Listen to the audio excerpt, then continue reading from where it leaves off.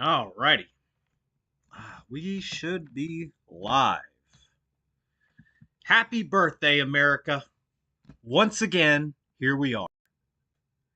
We're going to I got a video for us, but Octo said he was gonna show up in about an hour. So I'm gonna hold off on the video. Hopefully Octo will show up at some point and then we can watch it. Because it really is a doozy. I mean it's a beautiful fucking thing. I found this video. I shared it with the guys in the fucking server, but I would love to get at least one other person in here to react to this shit because it is so it's gold. There's just fucking gold in it. In the meantime, I got to talk about some shit. Okay, there's some shit that's like pissing me off. It's like weighing on my mind, and I think I've uncovered a conspiracy. You see, my preference for headphones is like the ones that cover the ear. Like I hate shit sticking in my ear. And it occurred to me, it's like, why is every fucking set of headphones that I've seen, like, it's hard to find the over the ear models, especially for like headless like cordless Bluetooth headphones. And I'm like, why is so many of these? Hold on one second.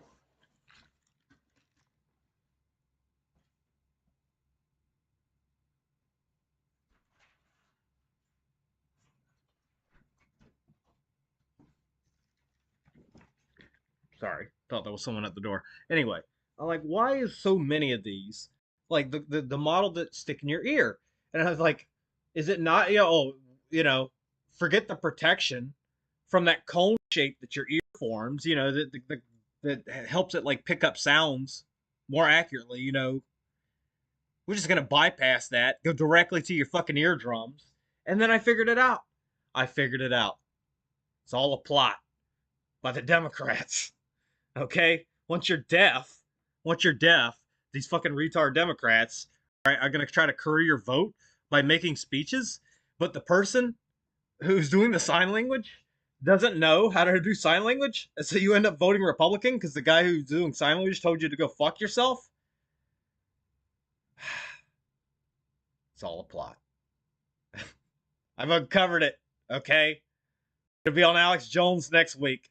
Don't worry about it. Anyway. All right, let me get down to some real business. Of course, if you're a frequent viewer of the channel, Omega has been Omega and Octo really has been just doing all they're doing their god damn it, go fuck yourself. They're doing it all that they can. They're doing the best that they can, working with what they can to try to put out some quality gaming content. Now I took it upon myself to do a React video. The React video did well, so I figure, you know what? Maybe there'll be more React videos in the future. Maybe that's a series I can do because it's honestly easy for me. I don't have to do a lot of editing. All I do is just basically open up OBS, watch a video, and then upload the file, remux the file and upload it directly. Like I have zero editing to do in that. So it becomes really convenient for me because I don't have a lot of time to do any of these videos or shit. It's just, it is what it is. That's life. I put my life before this fucking YouTube shit. That's why I'm not, kicked out of my fucking apartment, and living in the fucking streets like someone we know. Some jabroni. Just some fucking retard that I tried to say. I tried to save you, motherfucker. I tried to tell you. You're not listening to me. An old man DNA. You don't know what he's talking about. All right? He's just an old man. He's just a hater. Okay? He doesn't want me to follow my dreams. Okay, I dreamed about driving off this cliff, and god damn it, I'm hitting the gas. I'm hitting the gas. Does somebody possibly step in and put the brakes on? Somebody? Anybody? No. No, not me. Not Deshaun Walton. Okay, I graduated from a prestigious law and finance academy, buddy. Okay? Smirt. So very smirt. Unbelievable. Oh my god. So, I mean, other than that, happy birthday, America. Okay? I am nothing if not a fierce patriot. Okay? That's not to say I don't criticize the government for shit that they do. Because, governments are governments, bro. It is what it is. They're all the fucking same. They're all just power hungry and fucking, you know, anything they can do to milk the fucking population like a bunch of cows. That's what you are to them. Just a bunch of cows. Moo, moo, taking your fucking money and spending it on bullshit. USAID. Ah, what you needed a fucking transgender play in Pakistan. That's what we needed that money for. That's exactly what that money went for. I know that Pakistan is like a strict Muslim country, and even just suggesting that you put on such a performance would probably get your head lopped off. But that's totally where the money went, guys. Totally where the money went. Okay, nobody pocketed that $400 million. It totally went to a fucking transgender play in Pakistan or whatever. All right, we're not robbing you, okay, buddy. So what? So what? If you and your family are homeless, so what if you're living in the streets? We need that tax money, okay? There are people in Peru who need their transgender surgery paid for, buddy. Okay? We need to communize the world. Unfucking real. Unfucking real. But I love the country. I love my country. And finally, this is the thing about it, right? I would rather never would I want to live anywhere else right now. Never. Okay? Uh at one point I thought the UK might be a good alternative, but holy shit, bro. I think I'd be safer in Iran than the UK. At least in Iran I know where I stand. I know what the deal is. In the fucking UK, shit. They're a country that's pretending to still be a Western democracy as they slowly change into a fucking Muslim majority Sharia law state. And they did it. They did it to themselves. They did it to themselves. I don't know what to tell you. When King Charles is up there receiving his fucking execution by decapitation, I want his retarded Brit ass to be like, blimey, how did this happen? I think it'll be fucking funny. Okay? You retards did it to your fucking selves. You suppressed your native population and you gave special treatment to foreigners. And pretty soon, you will find yourselves on the chopping block. If you think that you're not going to, you are retarded. Okay?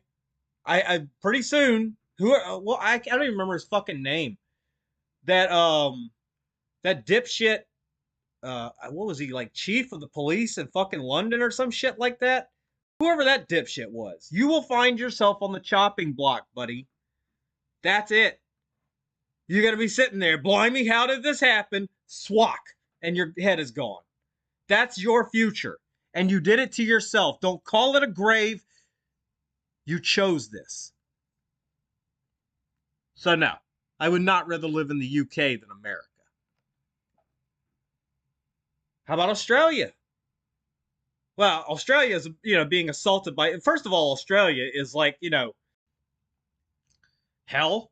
It's like fucking hell. Okay, it's like hell on earth. And just naturally, it's hell on earth. Everything is poisonous. There's fucking fire tornadoes.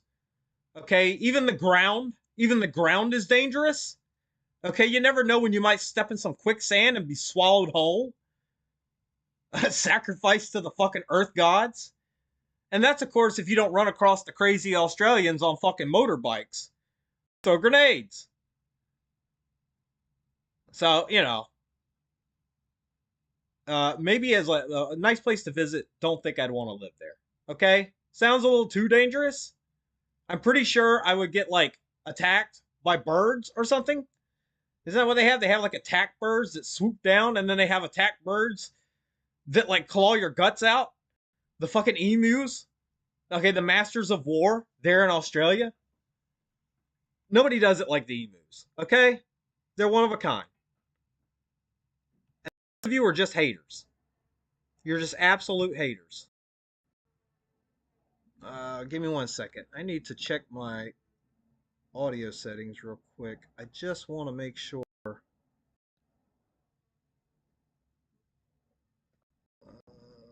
Just want to make sure.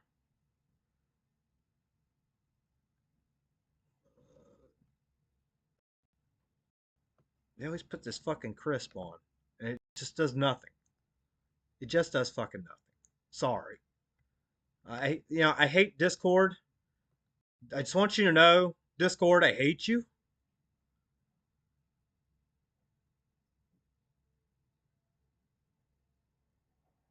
Uh,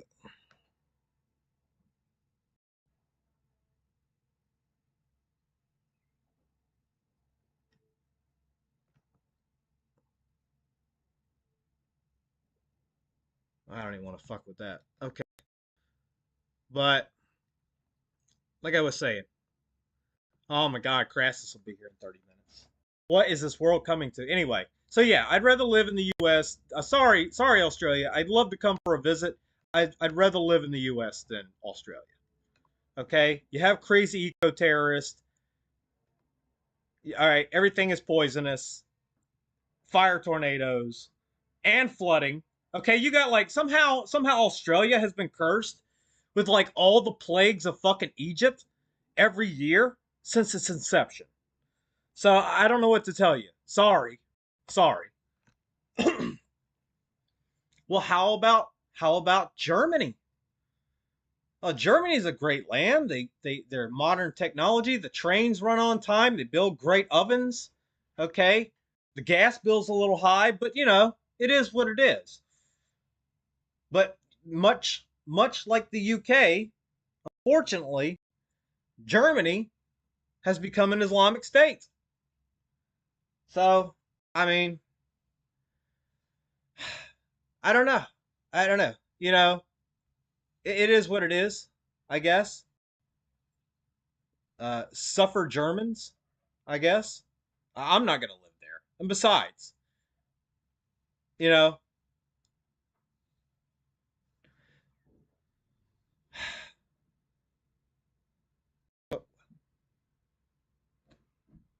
what can I tell you?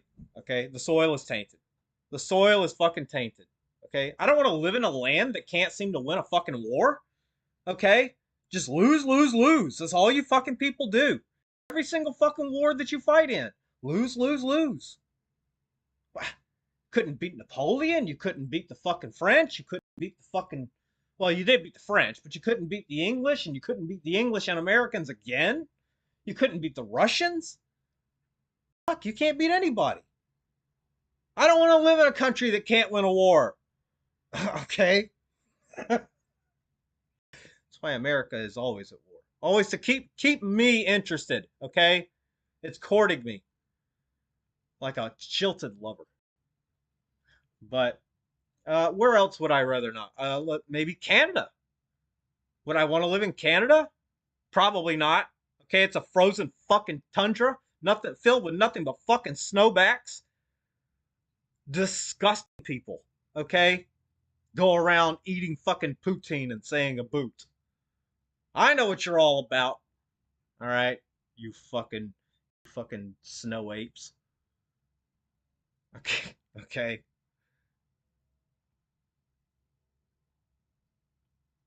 All right, practically opening the border for that fentanyl to come across. Unbelievable. I can't believe that the Canadians would do something. Sending over menaces like Chris Benoit to murder our women and children. What a fucking terrible place Canada is. Oh my god. No, like Canada obviously is lost. Okay, they voted for Mark Carney. Okay, the name should have been a giveaway. The guy's a fucking carny. Okay, for people who are such big wrestling marks, you didn't hear the name Carney and think, oh, it's gonna be a scam. It's gonna be a scam. No, no, they voted for him, and they did it on purpose. They knew what they were doing. They didn't have to do it. They did it anyway. They had trucks. They could have ran him over. But for some reason, Canadians haven't learned the art of terrorism yet. I don't know. America figured it out. America figured out how terrorism is, how to do terrorism. Okay, we'll terrorize the shit out of you. What? You know what? 97 fucking percent tariffs right now. All right, 97 fucking percent tariffs. I'm calling for them. Put 97% tariffs on anything from Canada. All right, it's all tainted. It's covered in fucking maple syrup. All right, disgusting. Okay, fucking cursed with the souls of 1,000 dead maid recipients. Okay, they're harvesting souls up there in Leafland, and that's why I wouldn't.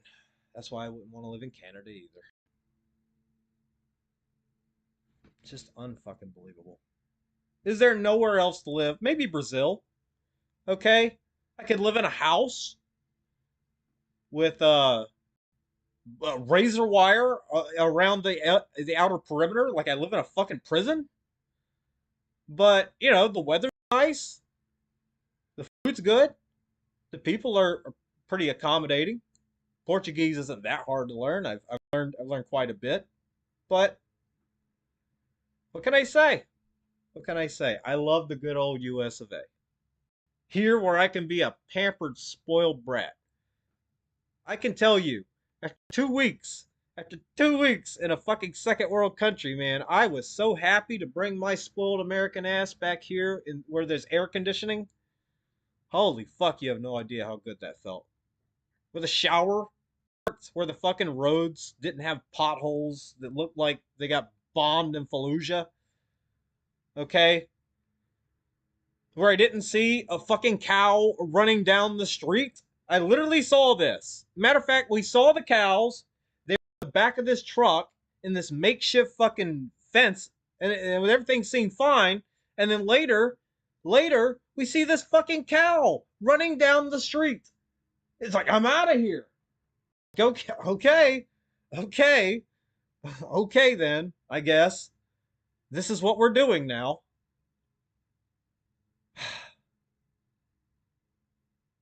Unbelievable.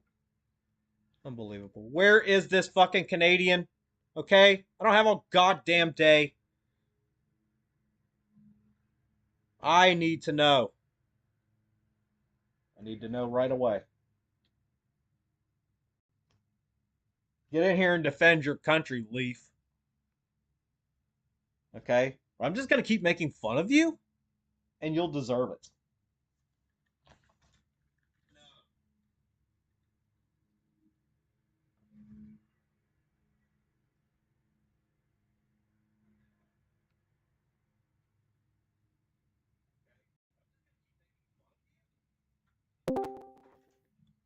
Okay. Just making sure that the stream was healthy, making sure that everything was coming through. For some reason, that fucking crackling shit happens every time they update my fucking Discord with like 96 more fucking updates. Oh, here's 19 more fucking. What the fuck are you possibly updating? What the fuck are you possibly updating that I need 19 fucking updates for? I just had Discord open 2 days ago.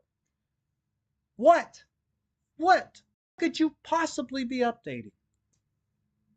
Someone explain this to me. Well, I'm glad I joined at the perfect moment. For Wow, what a Discord piece of rant. shit. This fucking Australian piece of shit.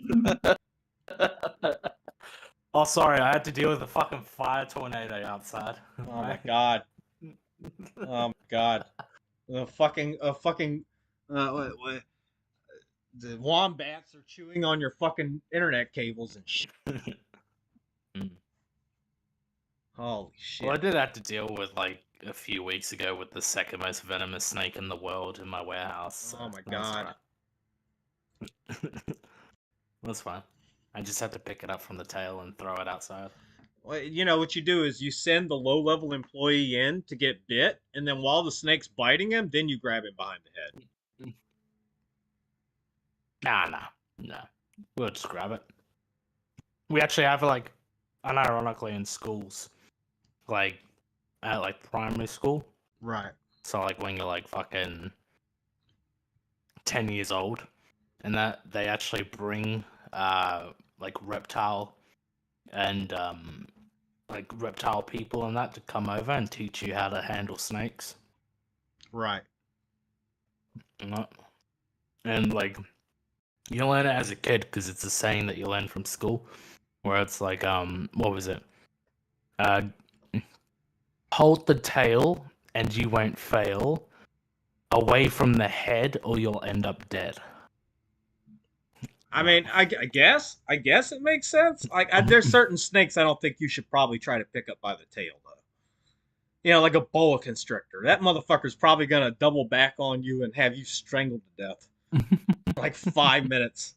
Okay, it'd be like that UFC match I watched last night where fucking Brock Lesnar put the guy in the goddamn chokehold and he got him tapped out. You're done, buddy.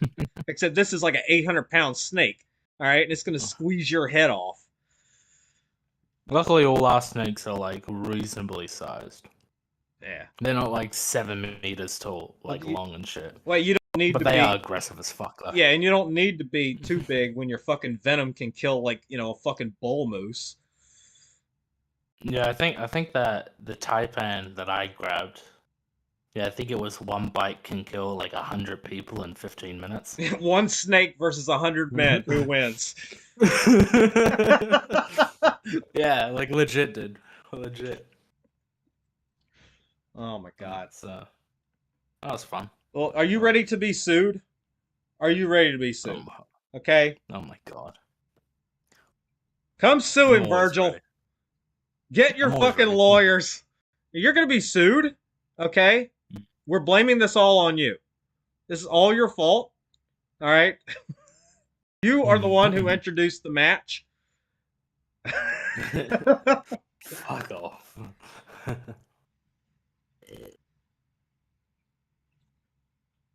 Fuck. All right, you're getting sued. All right. It'll be this shit'll be like, you know, because like he's gonna sue you in Australia, and he's gonna automatically win. All right, the judge is gonna be like, "Oh, you, I'm for American. You win, you win." Fuck off. Yeah, so he'll have to swim here though. Okay. So I don't think he'll make it through the Pacific. This motherfucker can't afford a fucking plane ride to Australia. That's what I meant. He's gonna have to swim. You know, he'll probably have to jump into like, into the ocean and just swim his way. I mean, bro, he pushes carts at Walmart. Okay. Yeah. You know how hard it is to push that little button that makes the machine go so that it pushes the carts for you? That's a hard job. Like to unchain all the fucking all the trolleys and that. Okay. He's gonna move on up after he sues you from his double wide into a real house. Okay. Yeah, hopefully this time it doesn't look like a fucking location, like set location for Breaking Bad. I mean, he's not going to get rid of the double wide. Right, that's the one his dad left him after he got AIDS at his Klan rally. Bro, but that's the canon I'm going with. I can neither confirm nor deny whether any of that's true. It's a allegedly got AIDS at a Klan rally. Okay. You know. Okay. I don't feel like I'm being too harsh.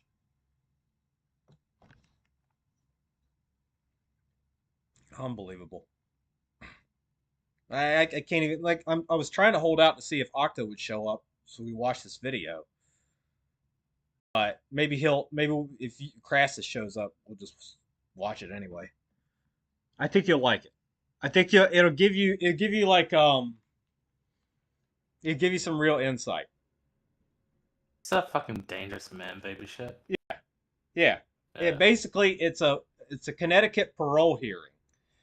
But the fucking shit this guy says is just like it's fucking gold how much you can make fun of this guy. Oh, the jokes write themselves. Fucking hell, an hour and 20 minutes. Well, 15 minutes. Fucking hell. Alright, fair enough. I don't feel like I don't think we need to watch that much of it, but it's like there's like moments where he says shit and then it's just like you just tear him apart because he just refuses to take any responsibility for his actions. He just look at him and just look at the fucking guy. Yeah. Oh, did you because I know you probably would. Did you see the fucking Trump talking about how he's gonna host a UFC event in the White House? Nice. That's a very Trump. It's a very Trump for like dude. for like next year's fucking like 4th of July, since it's the 250th anniversary. He's like, we're gonna have a UFC fight right outside the White House. I want it right in the White House lawn. Okay, like that. I think that's legit what he wants to do. He wants to put the cage there and just yeah, but dude, he's never actually gonna do it. He just says bombastic shit like that to fucking get people's goat. I think. At least that's what it seems like. Yeah, he doesn't do half. he's like, dude. It's like any other politician, dude. They don't do half the shit they said they're actually gonna. Oh yeah, fucking oath it. But that's not why I support the guy. You know, like I already know going in that a politician is full of shit, right? That they're feeding me bullshit. But I have to at least like the flavor of their bullshit. It tells me at least in what direction they're going to be going. I always say I don't judge them by their policies. I judge them by their character. I don't even judge them by that because half of them are fucking fake, bro. They're all fake. Yeah, I don't even judge them by their character. Like I'm under no illusion that fucking Trump is this fucking, you know, super hard patriot who just loves America and just wants what's best for the country and da da da da da da da. Like there's an incentive to make America prosperous again because it will benefit his family in the long run if America doesn't go down the fucking drain. Oh, yeah, obviously. I mean, obviously Don Jr. and his other son, they're gonna run their own businesses. Well, you can't run a business if there's no economy. And the people in like, make no mistake, the people in Congress are a bunch of dipshits. There's maybe like a handful of these people who are fucking have at least they are at least intelligent enough to understand what a good solution is and not corrupt enough to not actually try to push for it. Do you get what I'm saying?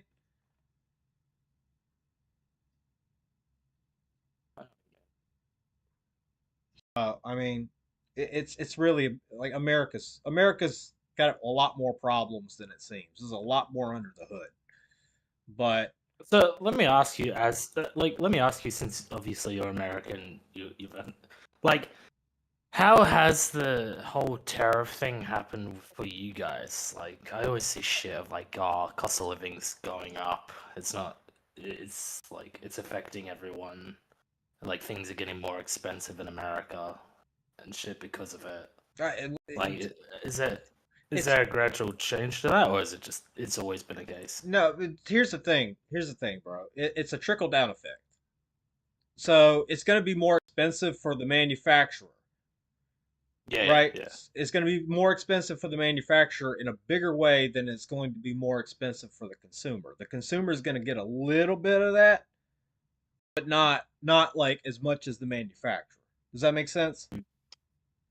yeah. But wouldn't the manufacturer like up the price of everything in Yes, order but to? they're not. But it's not like they're going. It's not like macaroni and cheese is going to go from $1 a box to $10 a box. It'll go up Oh like no. it'll go up by $1.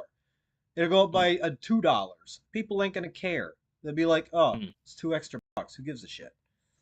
It's yeah, not gonna be that much. It's not like the only expensive purchases are going to see a significant increase, yeah, especially yeah, depending upon, and it depends upon the fucking material. You know, yeah. if it's like steel, you're probably gonna Mm, see like cars get more expensive yeah. unless they're made here in the U.S. So people are just they don't there's like a lot of people out there do not really understand this shit. And those are the ones who like go out and yell and scream and protest and all this other hokey horse shit. They don't really know half. First of all, half of them are just being fucking paid. The other the other half of that is like people who just they don't have a fucking clue, and you can tell that when you see them get interviewed, and the first thing that they do when they're asked a difficult question is they walk a fuck away, or they spurg out and get angry, or they whatever it is. Like that's the kind of reaction that you get when you don't know what the fuck you're even doing when you get caught in the moment. You know, none of them really know what the fuck they're talking about. They don't understand how economics works in conjunction with society. Like you have to take care of your citizens to a certain degree, but you can't baby them. Like they got to struggle a little bit. That's just part of a healthy society. When shit gets too good, people stop appreciating it. And then when they stop appreciating it, you know, they become resentful and they start acting out. And if you want to see that on a small scale, you just look at any of these fucking so-called TikTok influencers. You know, Yeah. suddenly, suddenly they start acting all entitled, and then they start acting out, and then they end up in fucking jail or whatever. And maybe it humbles them, maybe it doesn't. But like, that's that's the result of shit being too good for them, shit being too easy. Yeah. You watch them. If you actually like catch one of those like videos where like it'll chronicle the fucking history of whoever the da da da da da was a TikTok creator or whatever the fuck it is, but it'll always be like they started out humble, they were really appreciative, and then pretty soon they got entitled, and then after that, after they made the money and whatever or not, they start doing crazy shit. They go out and make wild content, filled themselves committing crimes and shit, and then they end up in jail. And it's like, how retarded are you fucking people, man?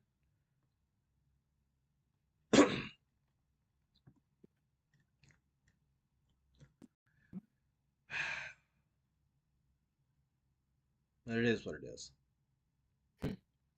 Where the fuck is Crassus? Okay? Where is this fucking leaftard? He said 30 minutes. He He's said 30 driving his minutes. fucking. He's driving his fucking. Driving his fucking Yeah. pickup truck to the local McDonald's where he'll pick up an Uber Eats order and never deliver it. That rat bastard. There's someone out there right now starving for a Big Mac that he never delivered. I think they call them lay Big Macs up there in Leafland.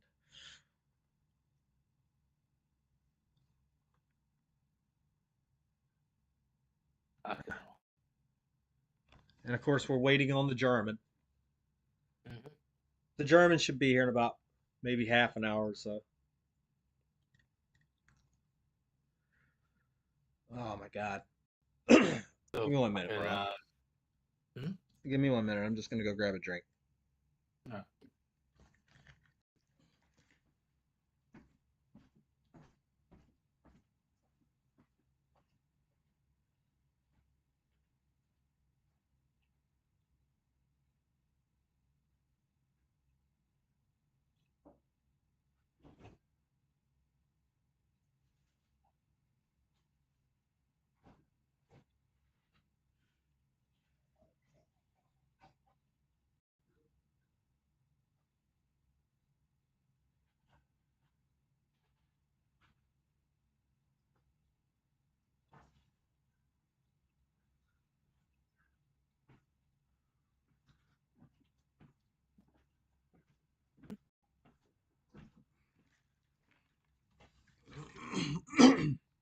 You want to know some funny shit?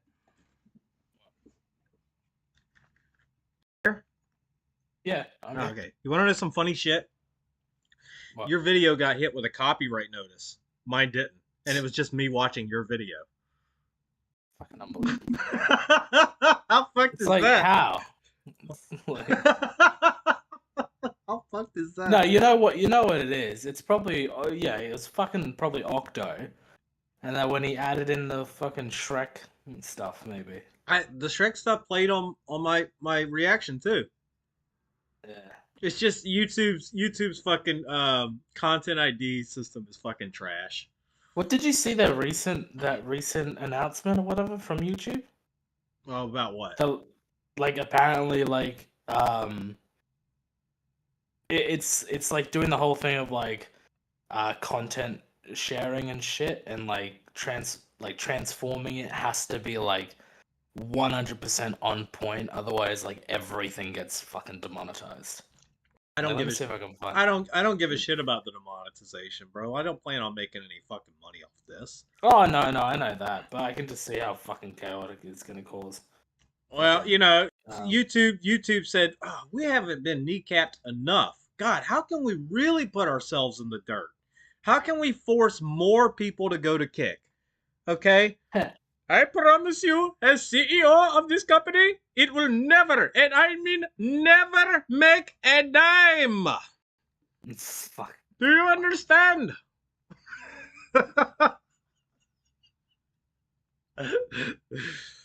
Oh my god. Someone's gonna call me a racist. Did you see? Because I know you mentioned the fucking UFC before, but did you see the fucking recent one? I watched the fights last night. I was at a bar and I watched the fights Uh, last night. So that's I don't have oh, a lot okay. of time to watch UFC. I No, I good. catch it here. But did you see that? Did you see that Topuria fucking knockout that he did? Like Ilya Topuria's fucking knockout for the title. The only title fight I saw was the Brock Lesnar. The Brock Lesnar Oh, match. okay. So that's like that's like fucking old ass fucking UFC. And it was on last Um, night. I don't think it was that old.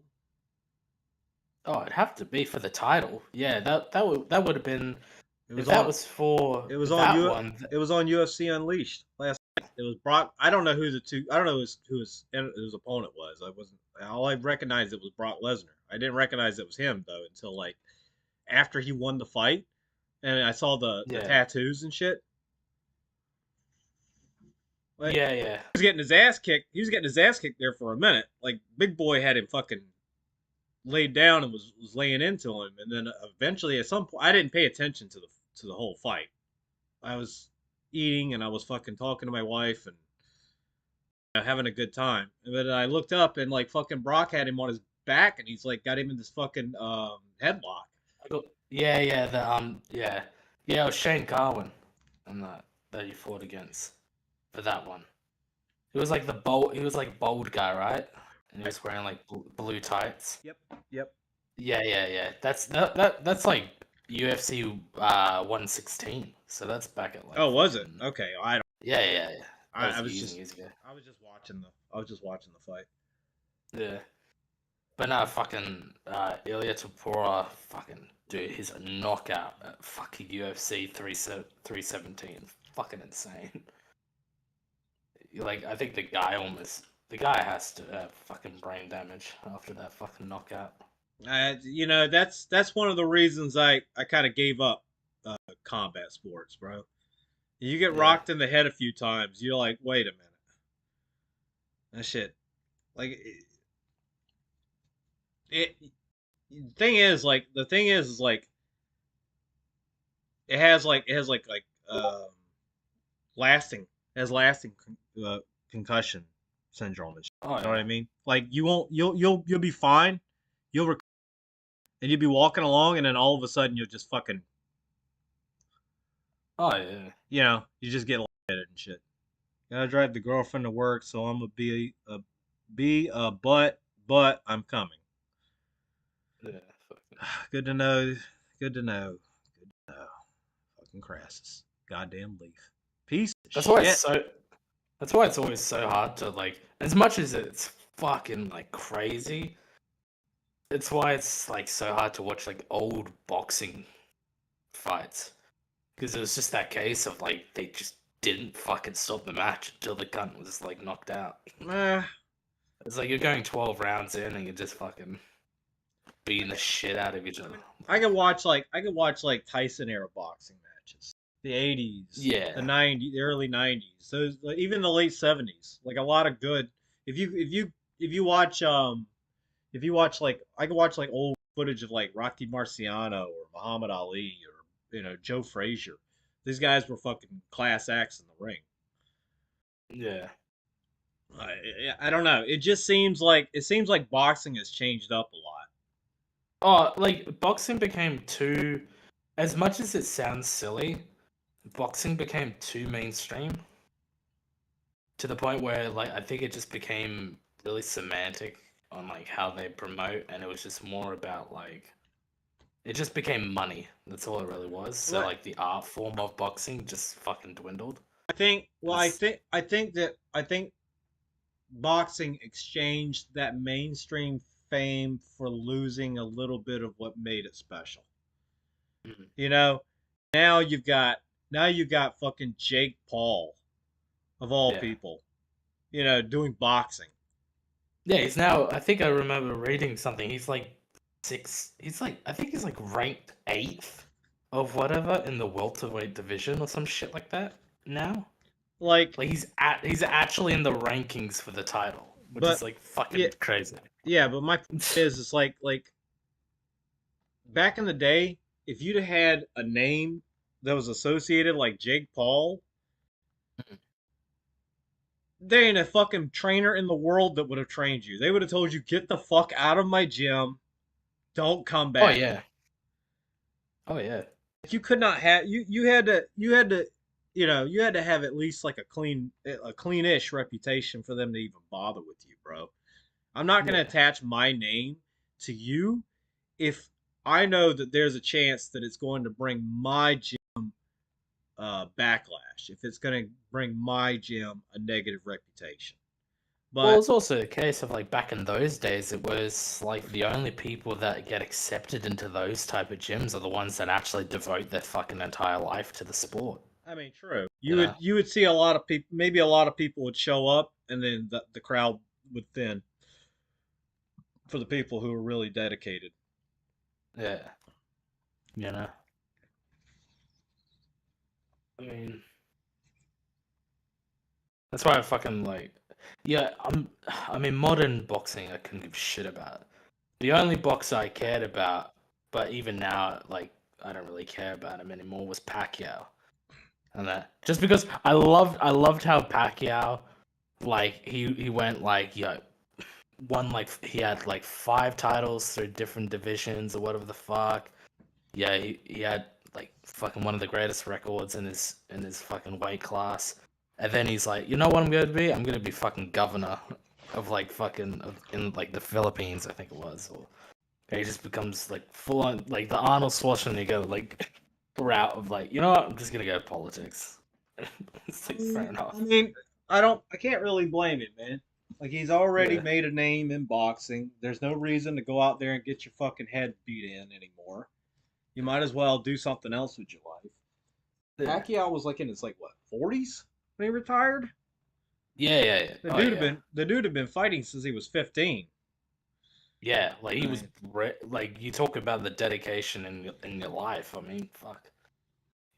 He grew up in boxing. You know? Like, That's what annoys me when it comes to like big time, like yeah, like fucking Tyson Fury, right? It's like the guy fucking went like 50-0, whatever the fuck it was, undefeated champ, blah blah blah. And even like Mayweather, it's like you could just fucking retire. but You have Mayweather, all the money in the world. but Why the Mayweather, fuck do you keep wrestling? Like, why the fuck do you keep fighting? Mayweather did though. He did retire. Yeah, yeah, he did retire, but then he comes back. You know, like he retired after the Manny Pacquiao. He came back for the Conor McGregor. He then retired then, and then he came back again I forgot who it was he was fighting. And he's still doing expositions and all that sort of shit. Like, I Yeah. remember I saw something, he did an exposition match in Japan where it was like, I think I remember something, it was like 50 grand a fucking, like, for every, like, 50 seconds or some shit like that. I look at Like, it like this. Would I be able to retire? Even if like suddenly I had the money to fucking retire, would I be able to retire? All work is all I've known for 20 fucking years. You know? Work if I was a musician and I'd spent 30, 40 years of my life writing and playing music, I'm gonna retire for what? What am I gonna do now? mm, You know, there is no real retirement. The only retirement you have is that you're not working for the same company anymore. That doesn't mean, if you're a doctor, you retire, you're still a doctor, regardless. yeah, yeah. If, a lawyer is still a lawyer, even if they're not practicing as a lawyer. They still think like a lawyer. They still move like a lawyer. That's why I have to be on guard against the wife. She'll try those lawyer tactics with me. Then I gotta counterbalance. I gotta counter jutsu her. Okay? And it becomes we have to start filing sanctions against one another. It's gonna be rude. It's gonna be brutal. That's all I can say. All right. I'm not gonna hold back, and she's gonna need a new pelvis. That's all I'm gonna say. Oh, yeah. Oh my god. But Because, like, speaking of fucking retirement, I mean, John Jones is retired again. Again, yeah. So. We need to talk about the retirement of one Deshaun Walton. Okay, what kind of retirement do you think he's enjoying? Fuck's sakes. That man retired. He was up here making these fucking call shows for years and years and years. Underrated. Well, they're still making him. It's just like he's at the end of his tenure. That's all. You're forced into retirement because you don't have a place to live. Unbelievable. I mean, they did. What the fuck? Okay, I just hovered over like the latest video, and I see like someone trying to do like the V for Vendetta guy. Like that's the first thing I fucking see. Someone's trying to do the V for Vendetta guy. Yeah, like all I see is a white mask with the fucking black hat, the long hair. It's like he's trying to be like V from V for Vendetta. But this is the latest video for what though?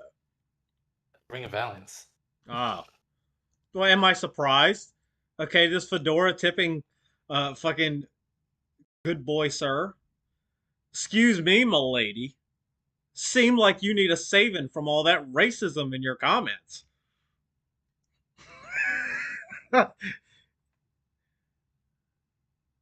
Nice guy. I'm a nice guy. I wouldn't dare to try to impede upon you. What the fuck? I think he's legitimately doing a V for Vendetta character. Oh my god. He's on a vendetta against Virgil Snow for stealing his woman. Okay? You'll pay, Virgil. You'll pay. Okay? This woman, it's not like this woman's like a blood-sucking leech that like jumps from man to man. Matter of fact, do I have that track? Yeah, I can play that. Oh my god. Where is it at? Let me see. Where did I put it? There's a clip from prison in this fucking thing. Hang on. Oh yeah, I got it right here. All right. I don't know. You wouldn't be able to hear it unless I share screen, right? I can listen to it on the stream, I guess. Are you sure? Yeah, I should be able to listen it through the stream at least. Okay. I think we may have to watch this fucking Ring of Valiant shit. All right. I'm just Some gonna. of it's retarded. I'm just gonna play this one. Take a listen. All right, I'll have a listen.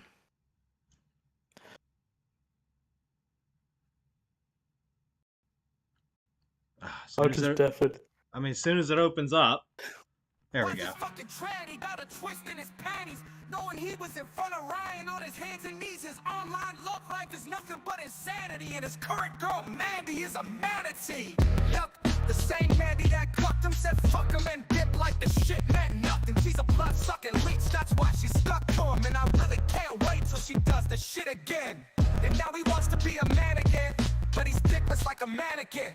Standing in a dress shop, posing and panicking, holding all the L's that I just keep handing him. Okay, he's not dickless, but what he has is ridiculous. I dare to even call it oversized clitoris. He needs to change his username to baby balls with bigger tits. At least that would explain what a bigger fucking bitch he is. On the Planet Fitness, now can I get a witness? He's in there doing ballet like a pretty little princess. We might both be lifting plates, but here's the big difference. Mine gains my chest strength, yours gains your waist inches. But a goofy motherfucker, I call this prick a goober, like Doogie from Scary Movie with his dick up in a Hoover. A groomer on Discord creeping on little Zoomers. You heard of Jeffrey Epstein? Well, this is Epstein Jr. He wasn't goblin in a dress who was dating a pedo, and he's as bad at lying as Shaq is at making those free throws. Plus he's fat, he's been eating too many Doritos. Imagine him pushing carts in a dress. It's a real freak show. This degenerate menace needs to be put up in some denim, serving 40-year sentences for pervert on Omega's kiss. Allegedly. Let me add that to set the biz. Oh shit, I almost forgot to mention who it is. Virgil Snow. Yeah. All right, so that was that. All right, what the hell are you beeping me about?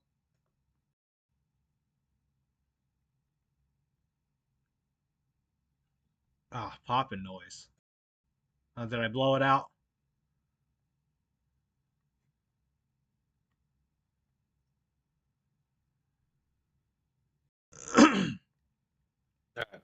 Yeah, was I blowing out? Was I blowing it out? Oh fuck.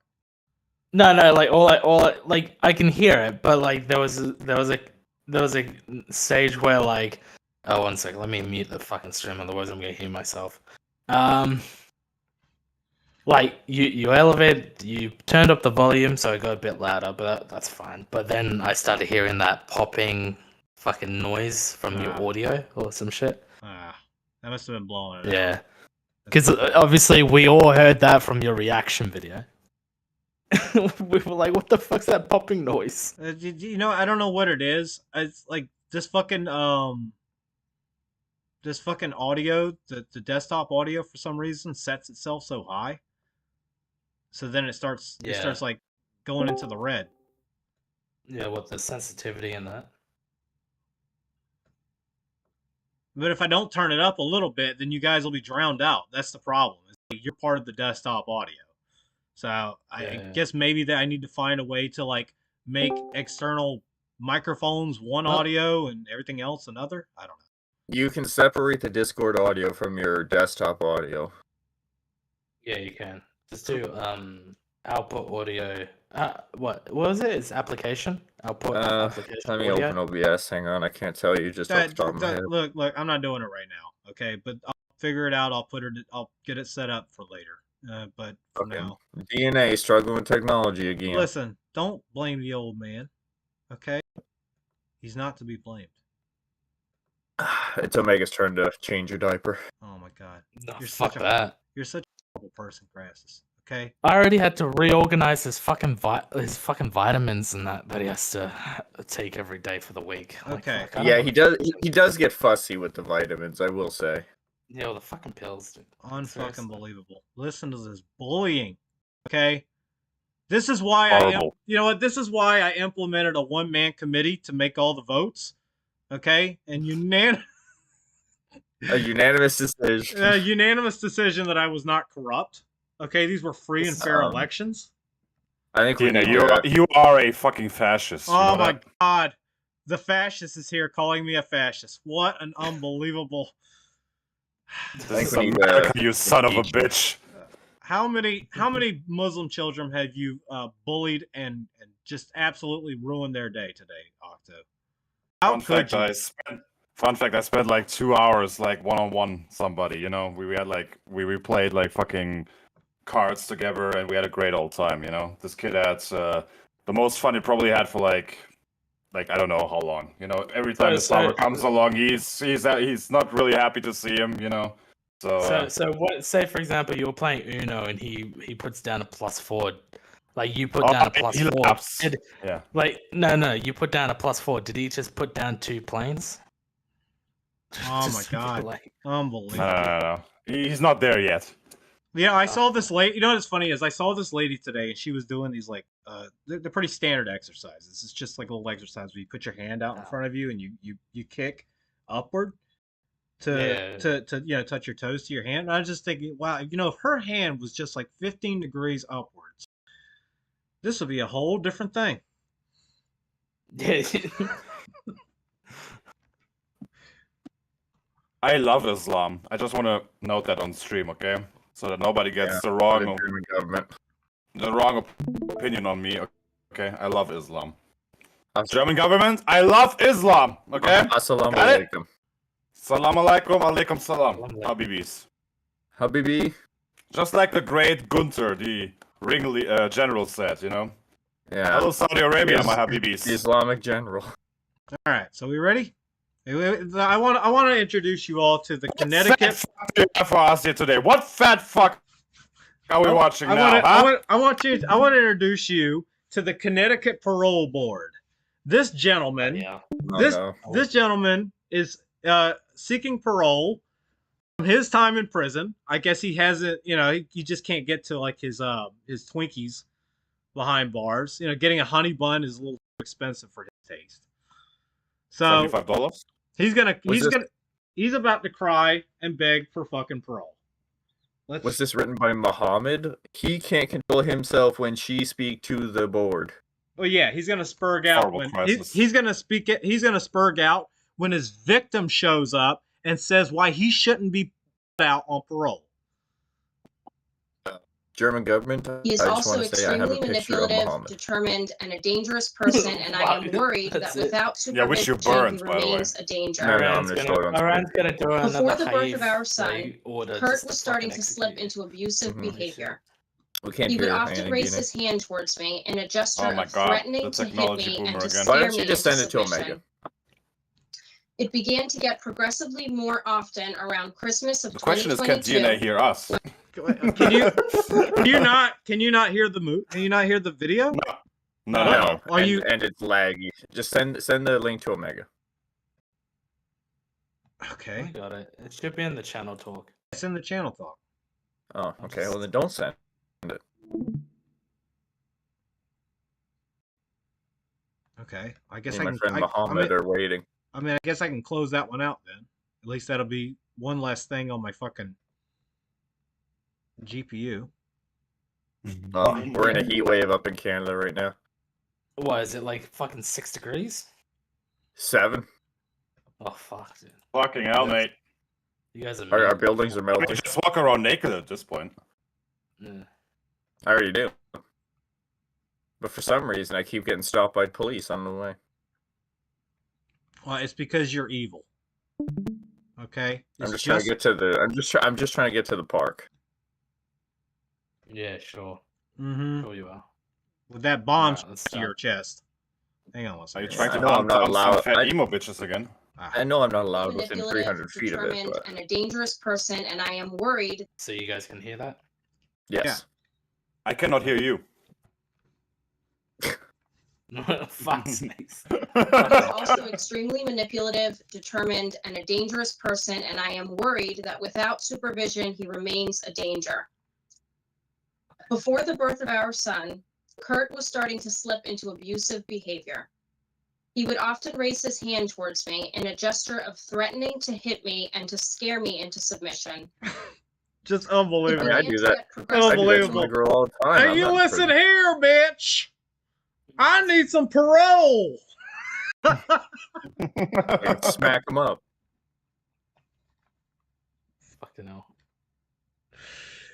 I want a parole and a Often sandwich, around please. Christmas of 2022, when Kurt We are about to watch the parole hearing of a Connecticut man who Who just the hell are you? didn't understand what a protective order was. And, well, you're going to hear from it. You're going to hear from the victim. We're the victim. Well, Look at he's so fat they had to double up on the chair. To you in one shot, but this is an interesting hearing. We are about to see, I think, the classic version of a man baby in the state of Connecticut, and the parole board, they don't hold back.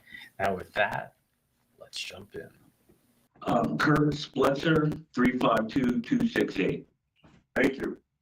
This hearing is being conducted in consideration for a parole application for Kurt Spletzer, 352268. He is serving a sentence of 5 years execution suspended up to 3 years, 5 years of probation for violation of protective order. As of today, records reflect the parole eligibility date of November 15, 2024. There is victim input in this case. There is an offender accountability plan for the offender. It has been reviewed to show the offender has completed the following programs. Domestic violence game tier 2. Utilizing the statewide collaborative offender risk evaluation system scores, the offender's overall score for recidivism falls at a high range. This is your opportunity to express to the board why you believe you should be granted parole.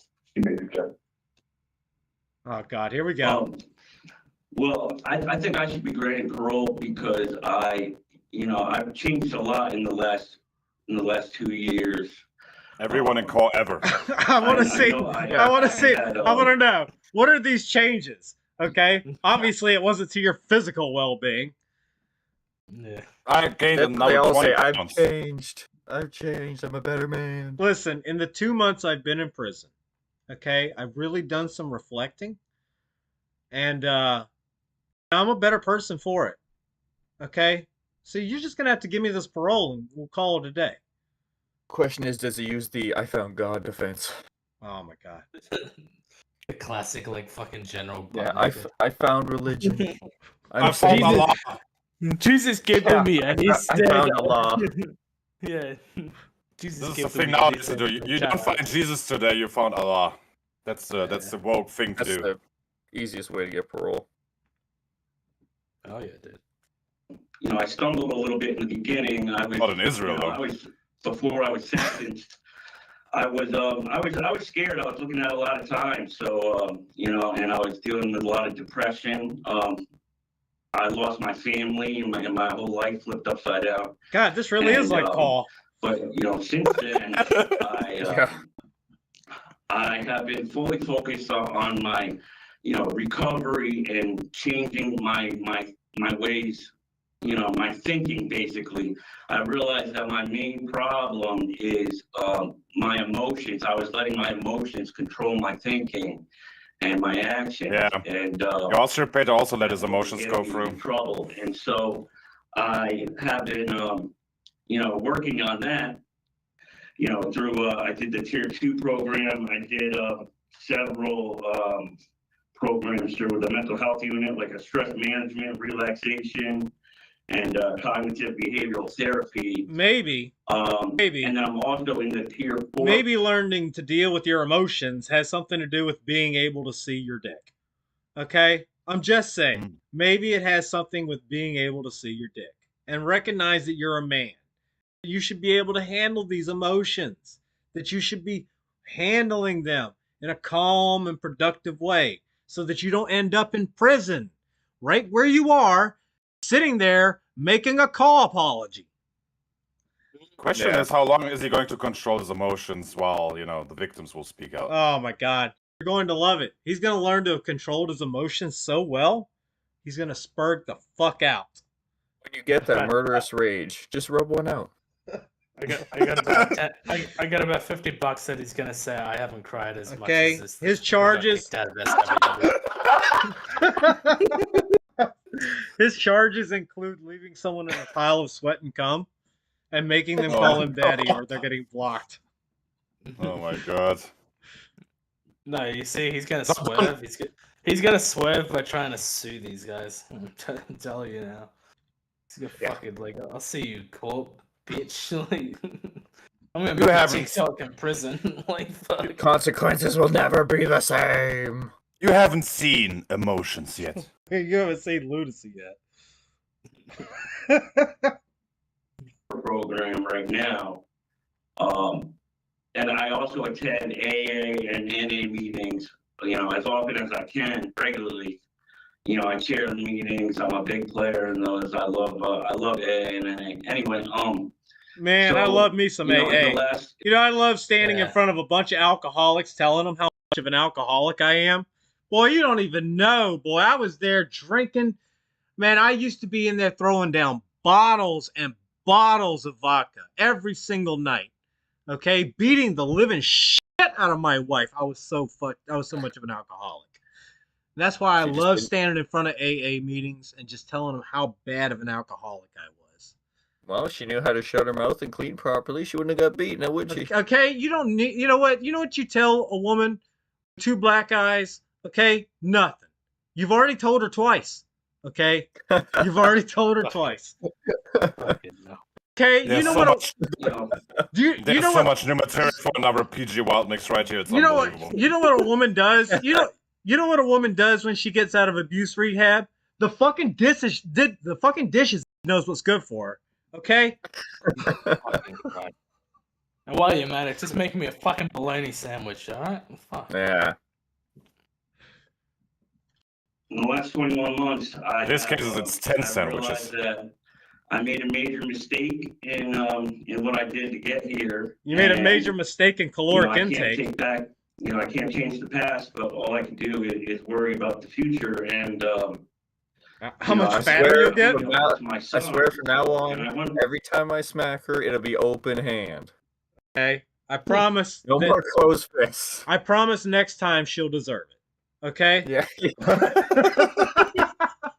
I'll only smack her up once or twice a day. You deserve it. You have like the parole officer behind him, like Somebody- nodding in approval, like yes, that one was justified. Yeah. that he could look up to. And so that's very important for me to, to better myself as a human being and as a father, to have somebody that, as my son grows older, somebody that he can look up to. And so, You can like I accomplish said, that I've with been, a I've rope. been in these programs and I've been working on myself and learning how to control my thinking patterns. And, So, Mr. Spencer, You gotta learn to Um, control those thinking we patterns. appreciate the work that you've done on yourself, sir. And we also can recognize your desire to get back out into the community to reunite with your son. Not a community, it's a hobby. We heard that you're working on your recovery, and that's a priority to you. Sarah, I think you just need a little bit more purple in your life, right? So all of those Maybe things sound you should eat really one of these senzu beans so you can fully recover. Okay? positive. Maybe you can be And a Yes, as a little functional human criminal. being. before you start repeating yourself, because I'm sorry. no, it's okay. It's Yeah, I got a hyper understand it. potion It's a for big you. deal. And you want to make sure that you tell us everything that you think we should know about you. But we do have specific questions that we prepared in connection to your case and your discretionary parole. So would you mind if we started with those questions? Yes, of course. All right, first of What's all, the question, retard? Mr. Wood. First of all, how have you been in prison this long and still this fat? That's what I want to know. Number one, how are you in prison this long and still this fat? Number How two, much money of the That's really good. taxpayers are you taking? They need to bring in Fed Smoker to do these parole hearings. Are you still Yeah. a baby raper? Yeah, like that would be his first fucking question. Are you a baby rape? You are a fucking baby rape. Your parole's denied, baby. Have you ever tried to cut your hair with a lighter?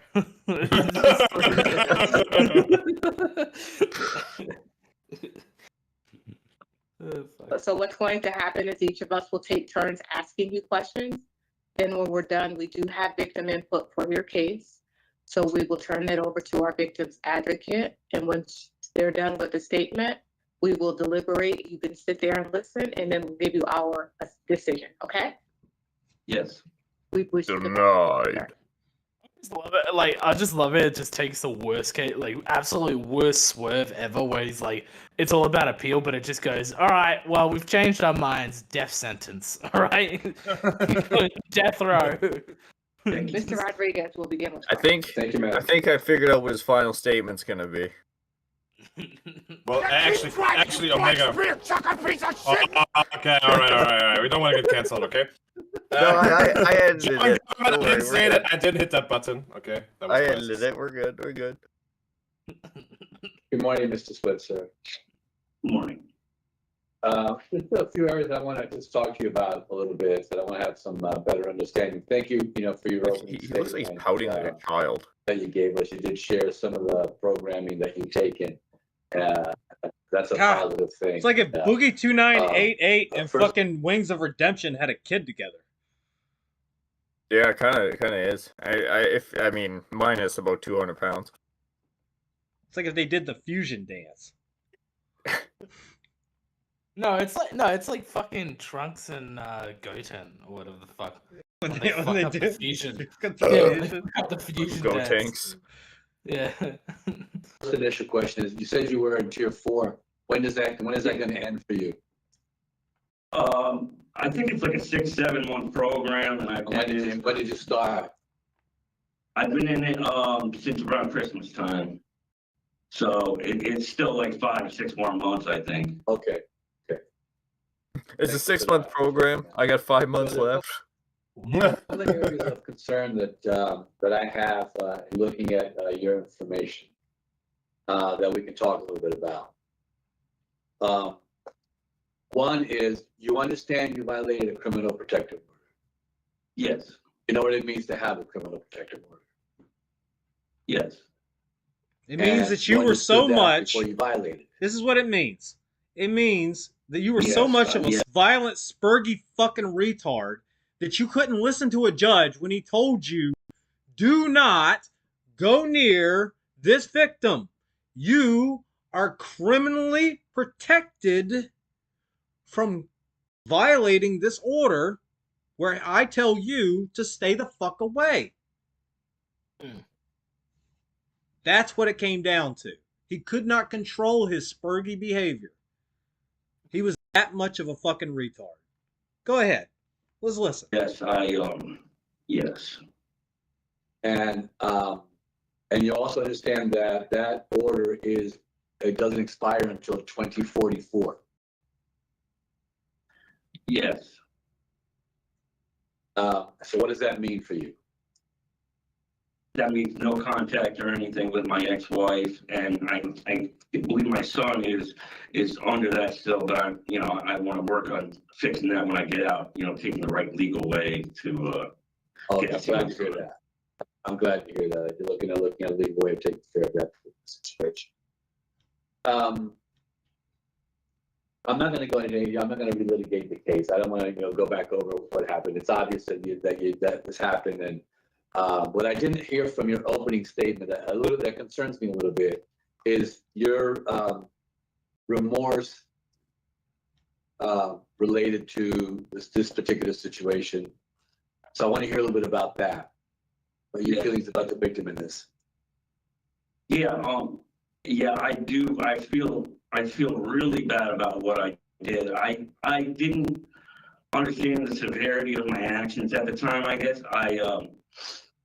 What an emotional drunk. scared her half to death, and she could probably, she'll never be able to trust me again, I'm sure. And I'm sure there's stuff that comes with that, like even PTSD or something, and that hurts me to even think about that. And I would never want to, do anything to harm her. She's my son's mother, and I do love her and respect her. And it was just a horrible mistake, and I really am sorry for her and everything that I did that day. It was. I wish I could take it back. I really do. Well, yeah, I found it interesting that you wanted to communicate with her, and the way you did was to kick the garage door and try to get something in. And I'm not sure how you thought that. Good communication. That's fucking gesture there. Whatever. When I'm trying to get through to my wife, I usually go to the garage and start kicking the fucking door in. Like that's that's how you communicate to a woman. You start That's a kicking romantic like- approach. It's a lot similar to how I like to communicate with my neighbor by like fucking running their dog with my car. Okay, like how like some birds do dances, to communicate to the females. Well, that's just humans just kick garage doors and violate, criminal orders.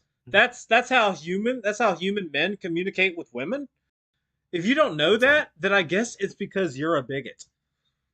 Yeah. Okay. You smacked him, I mean, you loved him. Okay. He was probably throwing around his wife like I was throwing around that landlord. Fuck. Okay. A fascist wouldn't know anything about human communication because they're just evil, soulless monsters. Isn't that right, Octo? Yeah, sure. Your country is full of them.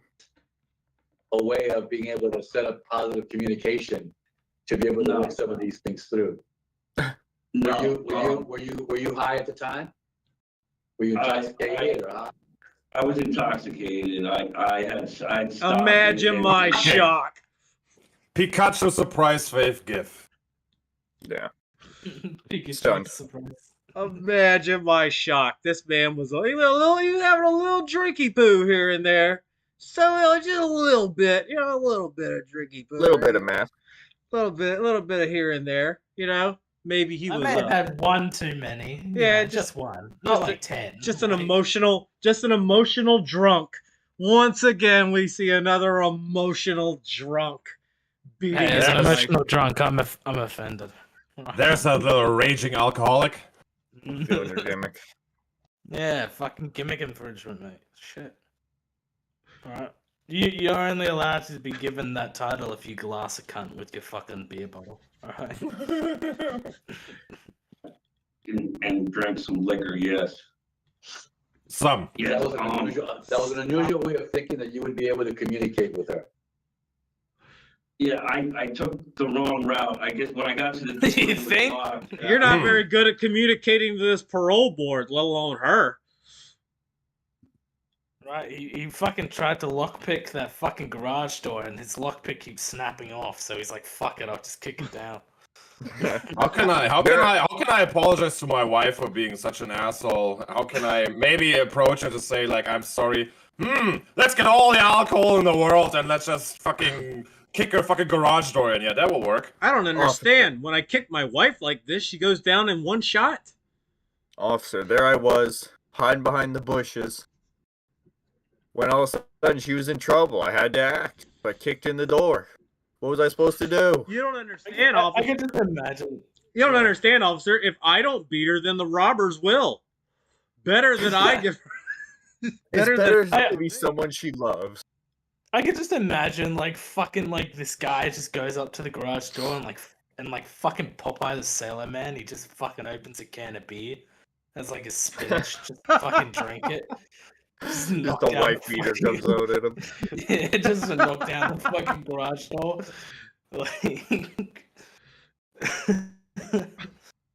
Like Homer when he kicks in the door to Bart's room.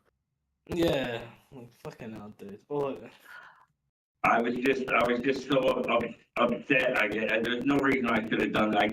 I don't know why I kicked the door. That was horrible. That was disgusting. I can't. I don't like thinking about it. The fact that I did that is horrible. I thought I had a fucking family, dude. Yeah. Because there were some other things in your past that related to a little bit of something like this. You had a BOP in the past, a breach of peace in the past. So there were some other things in your prior history. In other words, you and alcohol have been a persistent nuisance in our fucking lives for a while now. Okay, this is not a first time you've been in trouble over this shit offense. Now you more just dangerous tag team than the Brothers of Destruction. like before it was like nuisance shit, being drunk in public, causing a scene, being belligerent in public, easy shit that you can fucking dismiss as, stupid kid shit. Now you done smack the bitch around, okay? You done beat her the fuck up, and you violated a fucking criminal order. So I'd now just love it if he just like reads through like previous fucking encounters and he's like, well, for example, like 5 years ago there was a case study of how you were intoxicated and you decided to drop kick a 6-year-old. actually, like Yes, you do, obviously. He broke some rules and he had to go away to camp for a few years. Okay, this man is a Reddit mod if you've ever seen one. Okay, this is the prime example of a Reddit mod. Does it for free. Yeah, I'm trying to get my I'm trying to get my karma points up. All right, like fuck. How many subscriptions does this man have for like OnlyFans prostitutes? Jesus Christ. All of them. Don't even. I'm glad that you took Tier 2 and your domestic violence. I think those are important programs to take. What I'm trying to understand, when did you finish domestic violence? I finished that When they arrested me. In December, you got a ticket. Yeah. I Soon as they locked me behind bars, I could no longer commit domestic violence. Sir, that's disingenuous. I wasn't finished yet. The cops stopped me before I could finish. I mean, apparently, it would have been hilarious if like, oh, when did you stop domestic violence? And the first thing he says is, when was I arrested? I mean, the best, apparently this guy is a violent, fucking drunken psychopath. He's known to like have a sip of beer and then start swinging on bitches. It just activates. Just one sip of beer activates his beater power. Oh my god! Now, In a direct order. Also, you have a ticket in July for fighting. These are somewhat recent tickets for you. Okay. What? Can I explain that? You had a couple extra charges laid on you yesterday. I didn't ask an inmate. fat ass. I didn't Honestly, ask you to explain shit. Okay, the only thing I asked you to explain is why the fuck should I let you out when you got tickets for fighting? Seems like you're still a violent person. Seems like domestic violence didn't teach you shit, did it? No, that was yesterday. That's in the past. Oh my god. You gotta stop living in the just past. read The corrections officer at the time, he had He was asking for it. next to Look me. what he was about wearing. 50 seats in the town hall, and then so I had done it after the fact, and he took that as as directly disrespecting him because because he had just told somebody else where I was present. He took it as he had already told me, and so I guess I didn't mean to disrespect him like that. He was just a friend that I haven't seen in over a year, and I switched seats in the town hall, and it just you are trash, Lindsay. You are. Okay. What the fuck? All of a sudden, we switch over to fucking Charles Manson. I switched seats in the town hall, and it just you are trash, Lindsay. You are trash. Yeah, he really upset him, and so he gave me that ticket. Just had to add comments. That was a silly mistake. I misunderstood, what was going on there, really. And as for the fighting ticket, sir, that I was not fighting, actually. I had something stolen from me, and then when I went to get it, I got forced into a cell, and then I was basically beat on. And then when I got out of there, I passed the corrections officer, and he said, "What the heck happened to you?" He saw my face, and they say, I couldn't tell. I was new to this prison for just a couple of weeks. And I just kept my mouth shut, and I took the ticket instead of, explaining everything that happened, which was a big mistake because now I'm really regretting it. I should have just explained what happened, but I was scared at the time, to be honest with you. So the fight. I don't like fighting. I'm not a fighter. I'm really not a confrontational person. Yeah, I don't like fighting on even ground. I prefer when they're a lot smaller than me and of the female gender. Right. I only fight, okay, When I know I can win. when she's not gonna fight back. Okay? Yeah. When she's trying to like feed our baby and hold it in her arms, that's when I know I got her at the advantage. That's when I start swinging. Unfucking Waiting for the fences. To avoid confrontation the most that I can. And I know these tickets look bad, but I've never had tickets before in my life. We look at them in terms of your being able to adjust to your situation. your Yeah. adjustment within the institution. I mean, we get people who've been there for many more years than you have and have no tickets. So, I mean, it can happen and it does happen. But I mean, I'm hearing what you have to say about it. Yeah, I'm just I'm sorry. I'm just a fish. I'm just a fish out of water in these places. It's very hard for me to I don't know. I guess fit in. To really understand how things run in these places. And My fists got a mind of their own. It's hard to control. I just it's hard for me to manage myself in these places because I can't handle I'm not myself. used to being all alone like that. I guess I don't. It was very difficult for me, sir. And Yeah, I understand. My concern would be that if you can't manage yourself in a structured kind of place, how will you be able to manage yourself out Okay, there? well, hold on a second. Hold on. First of all, a prison is not a structured place. It's about the furthest thing from. Well, I mean, there were some prisons back in Germany in the 1940s that had some structure, I would say. Like, you Yeah. listen. Like, I like watching those videos of the former inmates where they talk about the prisons. Like, us saying it's a structured place. That's fucking Mr. Fantastic couldn't make that stretch. Listen, buddy. If you can't handle the fucking ass rape in prison, you're not gonna be able to handle the real world. Okay? Yeah, ass raping has, that has structure, I guess. Just as long as it's not a fucking cat, alright? Like, Oh yeah, please, let's please, go no. that route.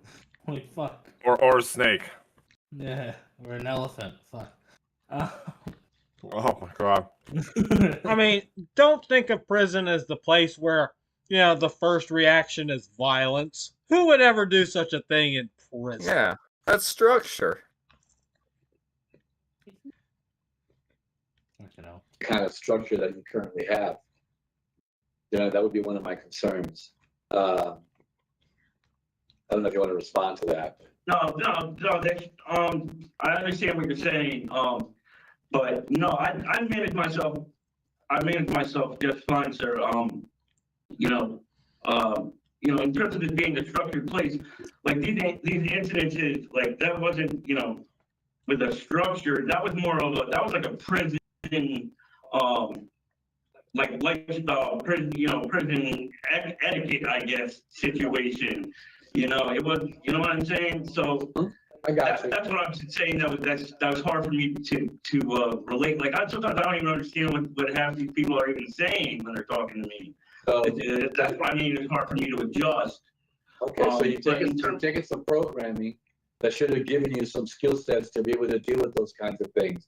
What did you learn from the program that you've taken, your TV, the participation, and your participation in Tier 2?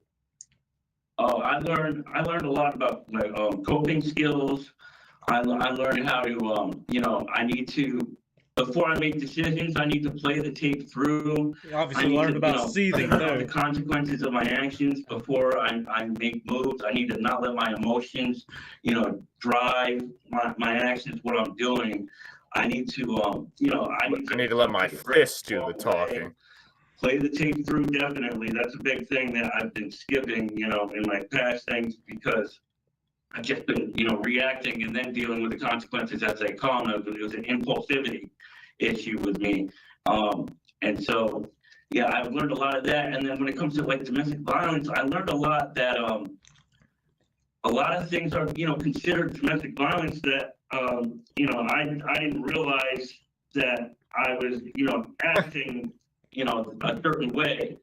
I didn't realize that it okay. smacked Right. her around with I domestic didn't- violence. He wasn't realizing he was acting a certain way while he didn't- was beating his fucking wife?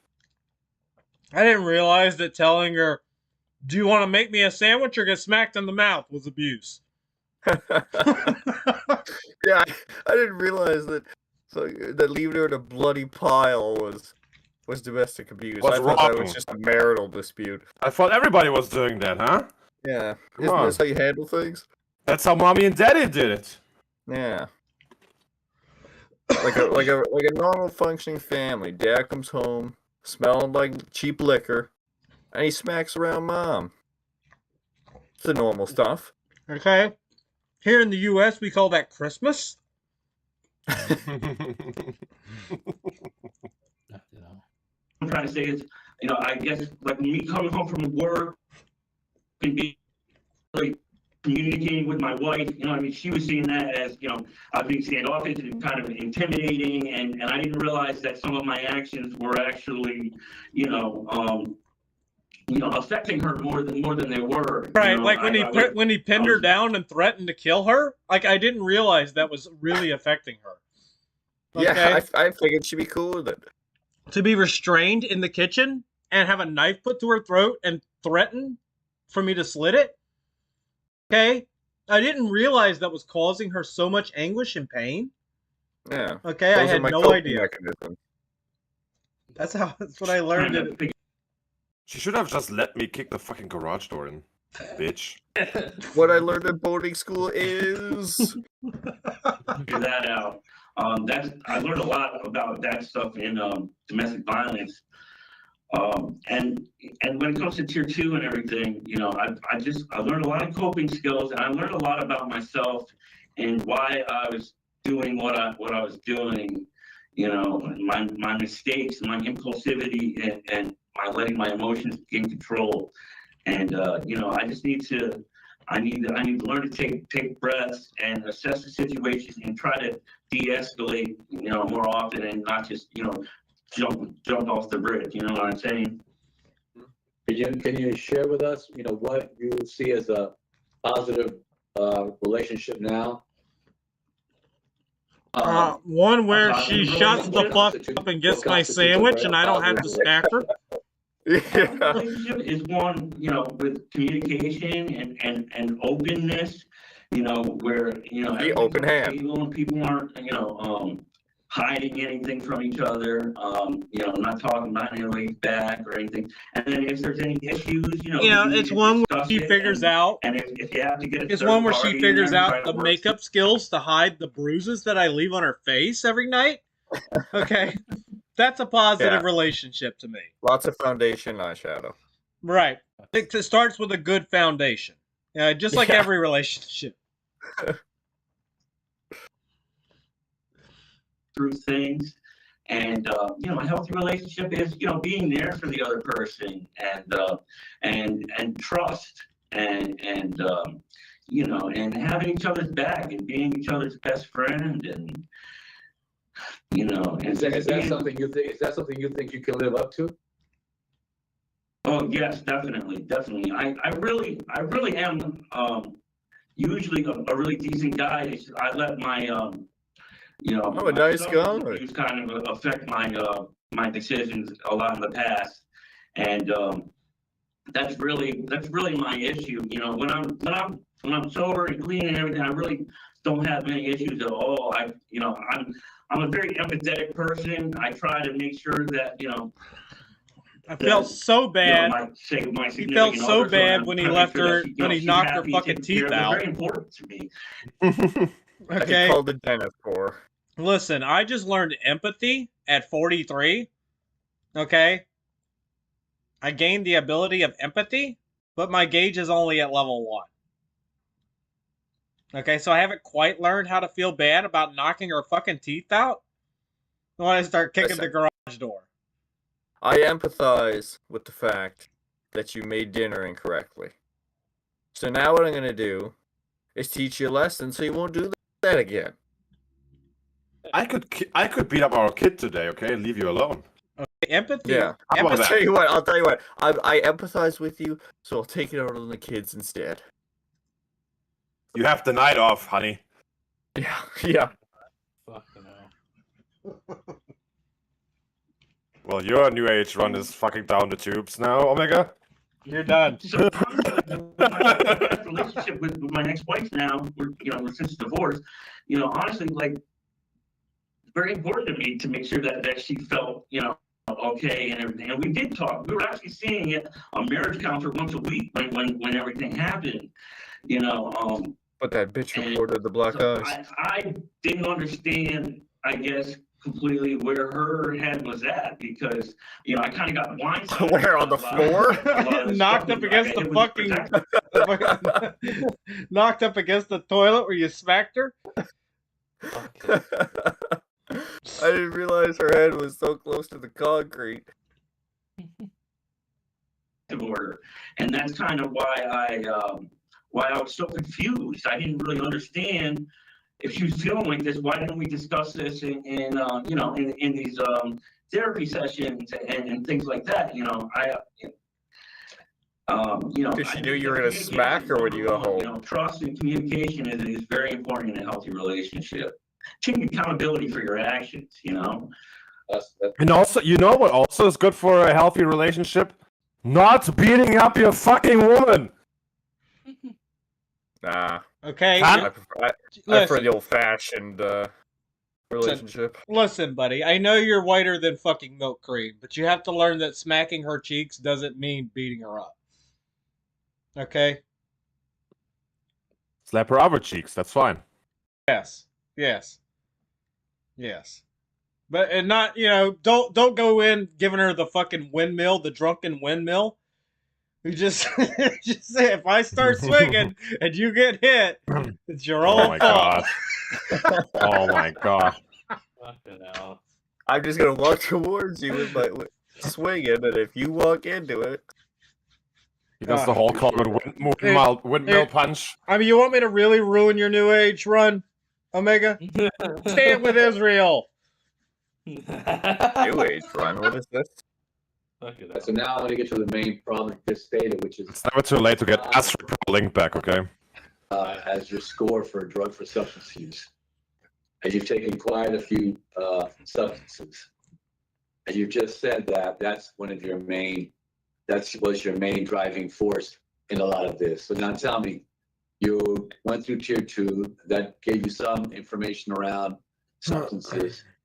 What's your plan coming out to deal with your substance abuse issues? Yes, sir. My plan, honestly, well, I have a job at a printing company that I worked at, you know, a couple years ago. Anyway, they're expecting me to come back, but down the street from that is my dealer's house counseling centers, and they have the methadone program, which I'm on right now. I put myself on the methadone program, so I've been doing that every morning. And anyway, I want to continue that, and then also I want to explore, you know, working with counselors and possibly maybe even starting off with like an IOP, like a few nights a week or something, and then, you know, working to like a relapse prevention or something. And you know, I wanna make sure that I'm doing everything correctly, and I don't want to leave any doors unopened. I want to explore everything possible and make sure that I'm doing everything right, because I don't want to jeopardize my chances of being in my son's life and being a good father to my son. And I know that me using and anything like that, ever using again, I can't pick up. You know what they say, like, you know, once too many, thousand's never enough. And I'm a firm believer in that. I can't even have a beer. Well, you know what would have happened? I don't want one. You know what would have helped you to help you be in your fucking son's life? You didn't do the drunken Dempsey roll, all right? If you didn't go for fucking 10 rounds on your fucking wife, maybe if you had controlled yourself, like, you know, instead of spurting out and my emotions and became an emotional drunk, control your fucking self, you'd be in your son's life. But as it is, you have a fucking protective order that lasts till 2044. I don't think you're gonna see the kid for a while. You don't understand, DNA. Okay? This fucking wife, okay, she wouldn't just shut the fuck up. Alright? She would constantly make comments on me because I have man boobs. Alright? You know, sir, if you're gonna stay in prison and you're not gonna follow the rules, there just won't be any rules. Okay? She deserved that ass whooping. You don't understand. There was domestic violence involved. There's two sides to every story. Okay? My The other side, side and the other side. right? The one side and the other side of the other side. Which is the same side. Exactly. Alright. Who else can host the video? Because I'm gonna head. 'Cause it's like 2:30. Yeah, you can give it to me. Yeah, it's in the channel talk. Just have it on the same timestamp, then I'll head off. What a weak bitch. It's He's gonna go beat his 2:30. wife. I gotta get up. I don't give a fuck. You know, if watching this video just makes me want to smack a bitch. Oh my god. It makes me want to fucking kick down a garage door. Unfucking real. You're such a bunch of mean bullies. All right. Well, I guess I have to close down the stream here to see if anybody writes in the chat. If they don't, Yeah, I think we're safe from that. yeah, good. give me seconds. Omega can fuck off now.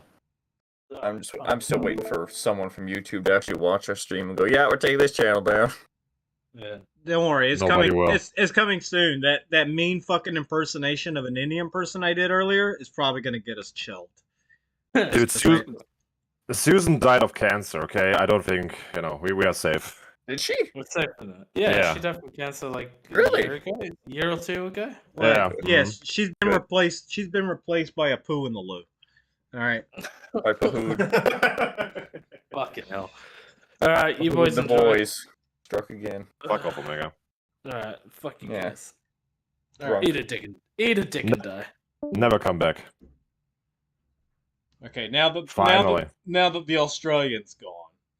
Now we can finally, say our piece about Omega. Right. I hope his NAPW run is ruined based off the stream. Oh god, they're relaunching Please that. cancel him. Yeah. Ugh. I hope that I hope he gets canceled. All right, and I'm gonna start the canceling. I'm just gonna tweet at NAPW and just Yeah, and just put a montage of all the shitty things. Listen, we're gonna dox all of NAPW and threaten them with their fucking personal information if they ever let Omega onto their show. That's how vicious we're gonna be. DNA, just post all of the fucking DMs you had with Omega Jackson. That should be enough to make sure that guy never has a fucking chance to get a call ever again. And I know this burns Omega's soul. He wants desperately to go back. Oh, Okay, we all do. okay. We're all looking for a way back. Just because you told me, Octo, I'll send bombs to their houses. Okay, it's over for them. Dead puppies and kittens in the mailbox. That was a joke. Can't join. That Can't join NAPW if there is no NAPW. DNA wants to send bombs into the houses in Minecraft. Okay. It wasn't my idea, Octo. Okay, Okay. I was influenced by the I have to say this. I have to say this. Islamophobic German. All right, his No, I propaganda. love Islam. I love Islam. The minister of propaganda has convinced me. Just like Uncle Adolf, I like Islam. Yeah. Really, and I feel like that part of my life is it's in the past. I'm so far done with it. If you are an alcoholic or were an alcoholic, you are an alcoholic today. But I do want to. All right. Yeah, there's a little Well, insert. There's a little inserts it's from true. there's little inserts from the videos creator, which All we'll, right, all right. which we'll shout out at the end. Oh yeah, I'm sure he's gonna get a lot of notoriety. Programming, and then also at the same time, I want to say I want to get involved with AA, not necessarily NA, but I prefer AA. But I've done it in the. Yeah, I'm not past, quite and I really done with listen the to everything. narcotics. Okay, listen. Here's what I'd like to do. I'd like to form a tag team with Arn Anderson.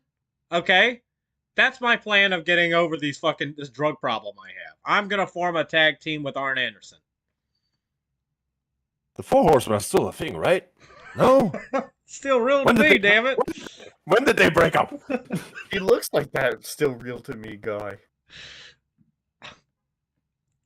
What? Benoit's not alive anymore. What happened? I know. I've been No, hearing he must have died a about hero. meetings, and I want to get involved with that, and and just get a small group of sober, like-minded guys that we can hold each other accountable, and can all beat our wives I really together. wanna move They forward. hold each other accountable from behind. Yeah. Don't worry. with my about life it. and just I got push you. this all in the past, and And All right, so, and In other words, put it behind do you you. think you should be finishing tier 4? honestly, tier 4 is, you know, it's great, but You are trash, Lindsay. You are trash. Okay.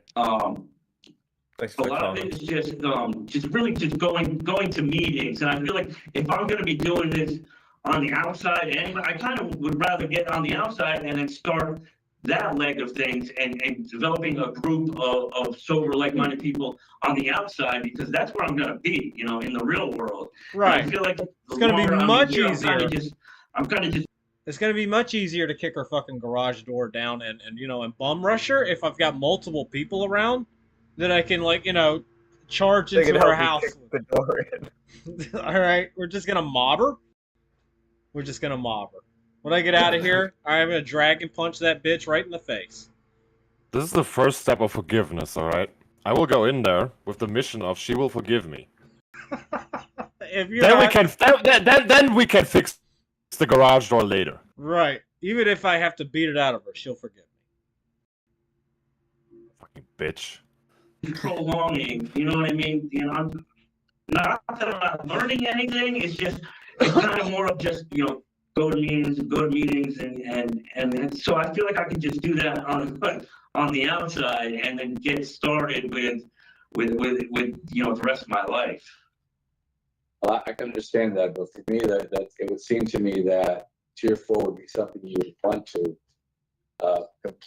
finish, so that you could have a much stronger relapse plan on the outside, because there you can begin to set up all of your sponsors and CCAR and all those things that come along with being able to have a solid relapse plan. I wouldn't want you coming out and not have all those kinds of things prepared. I think, you know, you're making some progress. You've done your DV, you've done your tier 2. I think this was a really good next step, was the tier 4.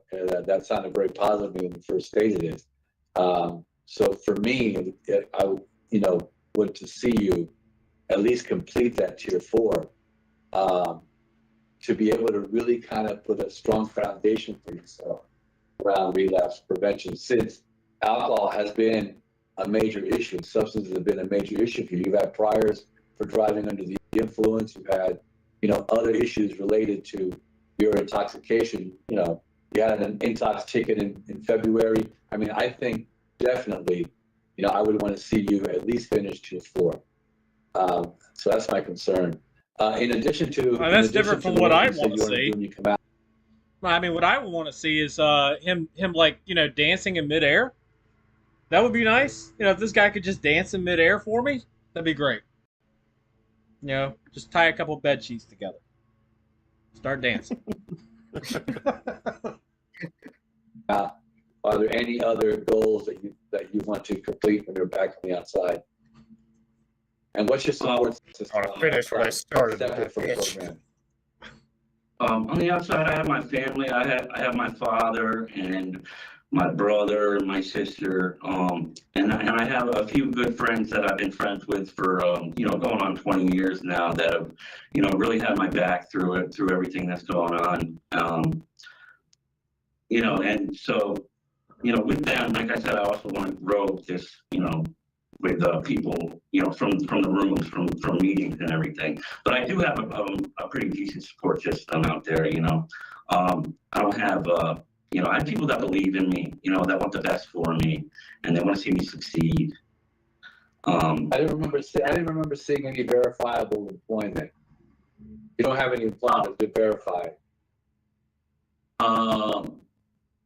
I have a letter from guaranteed job. You're gonna have to look for work. Oh, I have a guaranteed job. Yes, I do. I don't know. I'm gonna be a Twitch stream. I didn't see any verifiable. No. I'm gonna be Twitch mod. I'm gonna become an alpha male influencer. Yeah, a Minecraft YouTuber. I will talk to my people. Okay, you don't understand. I've been to prison. I'm a superstar now. Okay, I can make YouTube videos about being in prison for like the 2 months I was there, and then I'll transition into alpha male influencing like Wes Watson. and tell everybody that I was identified at the prison by my butthole. Just kind of weird. I don't know. I didn't know the correct route to take to get to, like, I have a letter from my employer saying that he can't wait for me to get out. I have it here with me now. I mean, I've never done this process before. I didn't realize until just recently that it was like a Zoom meeting. I was under the impression I could hand you guys some of my documents and stuff. So like, I have a letter from, you know, my employer where he can't wait for me to get out so I can go back to work with it. Man, I can't wait for you to come back in so we can drink and beat women. Why, I missed you so much since your conviction. Come on back, buddy. Here, have a cold one. I got some new secretaries in here, and they're fresh for the beating. I was trying this new guy out to push the fucking cards, but he's just doing TikToks all the time. So please come back. I mean, he was just sipping. He was just sipping, and he wasn't really that violent. I sent him back to his cleaning job at the nursing home. Okay, it really wasn't working out. You fucking sent his ass back to Allentown, Pennsylvania. Get that fucking guy out of here. Who is that? His name is. And that's in Danbury on Old Newtown Road. And I worked for them in the past until before I came in. I had left them, and when I worked at Kimberly Clark, and I was a manufacturing mechanic with them when everything happened when I came in here. Okay. But so they want me back there, so I'm going to go back and work with them. My brother actually is employed with them for over 6 years now. I worked with them for about 3 years. They want me back, so like I said, I have a letter from them and everything. Okay. Okay. I don't have any additional questions at this point. I'm going to pass it on to my colleagues for their questions. I appreciate you answering my questions this morning, and I wish you a lot of luck. Thank you, sir. Thank you, Mr. Rodriguez. So, Mr. Spencer, I just want to follow up with a few things that you discussed with my colleagues, but just bear with me first as we go over some of the facts of your case. The first thing is that although you were convicted of violating a protective order, there were several other charges that you received in connection to your behaviors, and these behaviors happened over quite some time. It looks like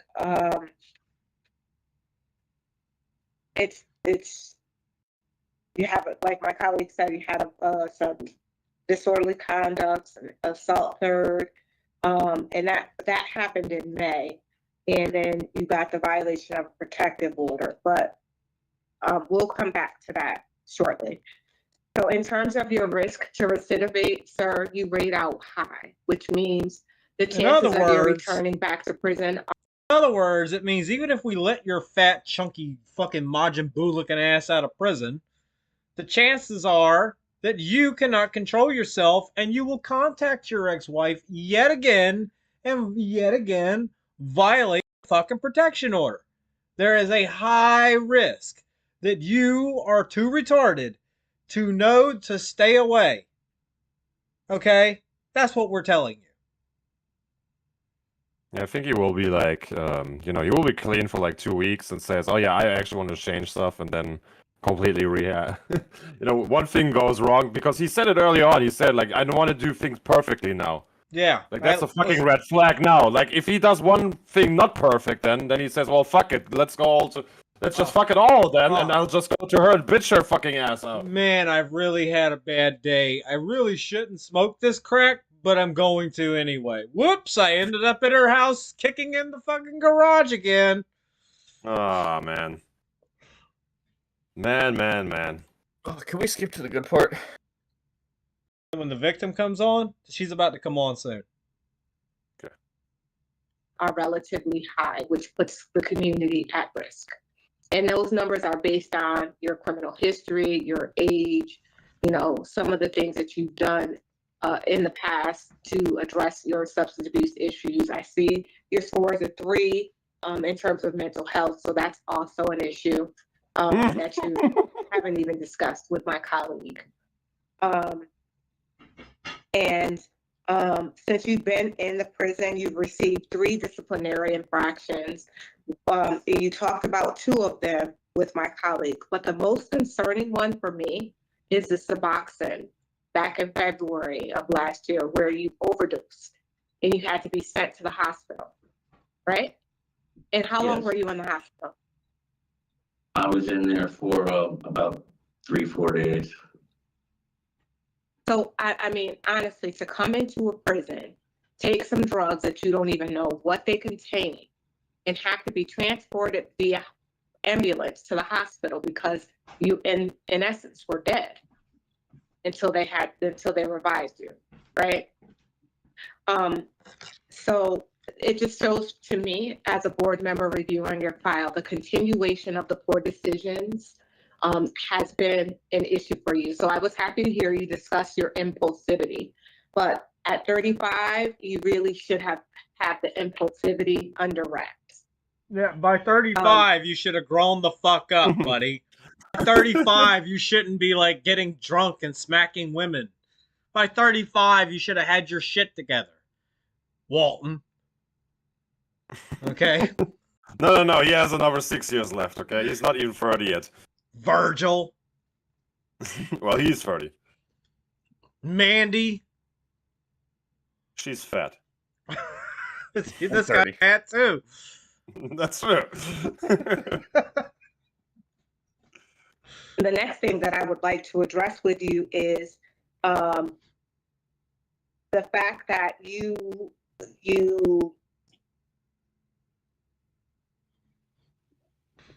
I'm interested in hearing, my colleague said that he didn't want to relitigate the case. And that's not what our jobs are here today. We're not here to determine your innocence or your guilt. But I would like to hear you explain to this panel what it is that you did to this victim and how you behaved to have this protective order be placed on you initially. So tell us, how long had you dated this victim? Oh, here we go. I was married to her. She was my wife. We've I been understand together. that, but before she was your wife, how long were you guys dating? 2 or 3 years. Okay. And so you were married 2 years, and then you were married. She was obviously a good For how cook. Yeah. Yeah, you're well fed. Yeah. And then we were married for 3 years, 2.5 years. Altogether. Okay. Took her like So 5, altogether 6 about years to realize you were a beater. Maybe wrong with her? maybe it took 5 or 6 years for him to finally pick up the bottle. Nah, that's true. That's possible. 5 years you've been dealing with this lady. Yes. Okay. And so when did this these behaviors, these aggressive behaviors start towards her? Just gonna start up the Switch and play some Pokemon while this guy's I've watching his never life had fall any apart. aggressive behaviors towards her, honestly. This was really just one incident, and it was honestly an accident. Oh man! You know? Oh, like, what a fucking Of okay. course. Listen, I accidentally got drunk and smacked the shit out of her. Okay, it was an accident. Nobody believes nobody. I fucking tripped on the fucking on the skateboard, and then I fucking just ran into that fucking garage door. It's like handsome Squidward falling into the fucking door. Yeah, exactly. Just smashing his face right into the fucking garage door. But in this case, his face didn't get better. Jesus Christ. An accident. It wasn't an accident. You went there knowing that there was a protective order in place. Oh, Why that- was there I'm a sorry. protective order in No, place? not that. I'm sorry. There was a protective order in place because it was a few weeks before this. I That accidentally incident, smacked her up. and I had gone out of work because I was exhausted and I was not feeling well. She had gotten back from bringing our son to daycare. She was upset with me for calling out of work. She was getting me up. She said she wanted to make the bed, get up. I said, please leave me alone. I got upset and I grabbed the pillow and I went to throw the pillow and the pillow struck her in the face. You don't understand, lady. The Okay, pillow struck her in the face, gave her You're- 2 black eyes. you don't understand, lady. Okay, I got this protection order because I won a pillow fight. Okay, that's totally how this happened. Listen, fists don't hurt people. Pillows hurt people. Okay, the judge said it was a deadly weapon. So he put me under a protective order. I had to go live in the woods. I threw it like a ninja star and it hit her right in the eye, officer. I swear to God. Okay, you obviously know Nipper about. got her. You obviously, I didn't know about my mutant powers in order to hurt people with pillows. Okay. I threw a pillow at her, and somehow she landed across the room, bloody and battered. I don't know how these things happen. Maybe the pillow is made of concrete. I threw a pillow at her and followed it with a punch. Okay, that's Gave her the 1-2 combo. okay. ABA. I threw the pillow at her to distract her long enough so I could hit her with the punch. See, that's how that works. It's like a, And the genius part here is the fucking woman cannot see the punch coming because she's still struggling with the pillow in her face. You know? right. Hey, ma'am, I filled this pillowcase full of bars of soap. It was a move. It was a move that I learned in a Steven Seagal movie. Okay, and I knew it was effective. The old 1-2 pillow exactly. combination. We were just messing around. I threw that pillow, and then I accidentally fall down. And while I was falling down, I punched her in the face. Okay, Right. Yeah. I thought I happened. threw the pillow, but turns Who out I didn't? threw a I mean, lamp. come on. Which couple didn't have that moment yet? Come on, everyone.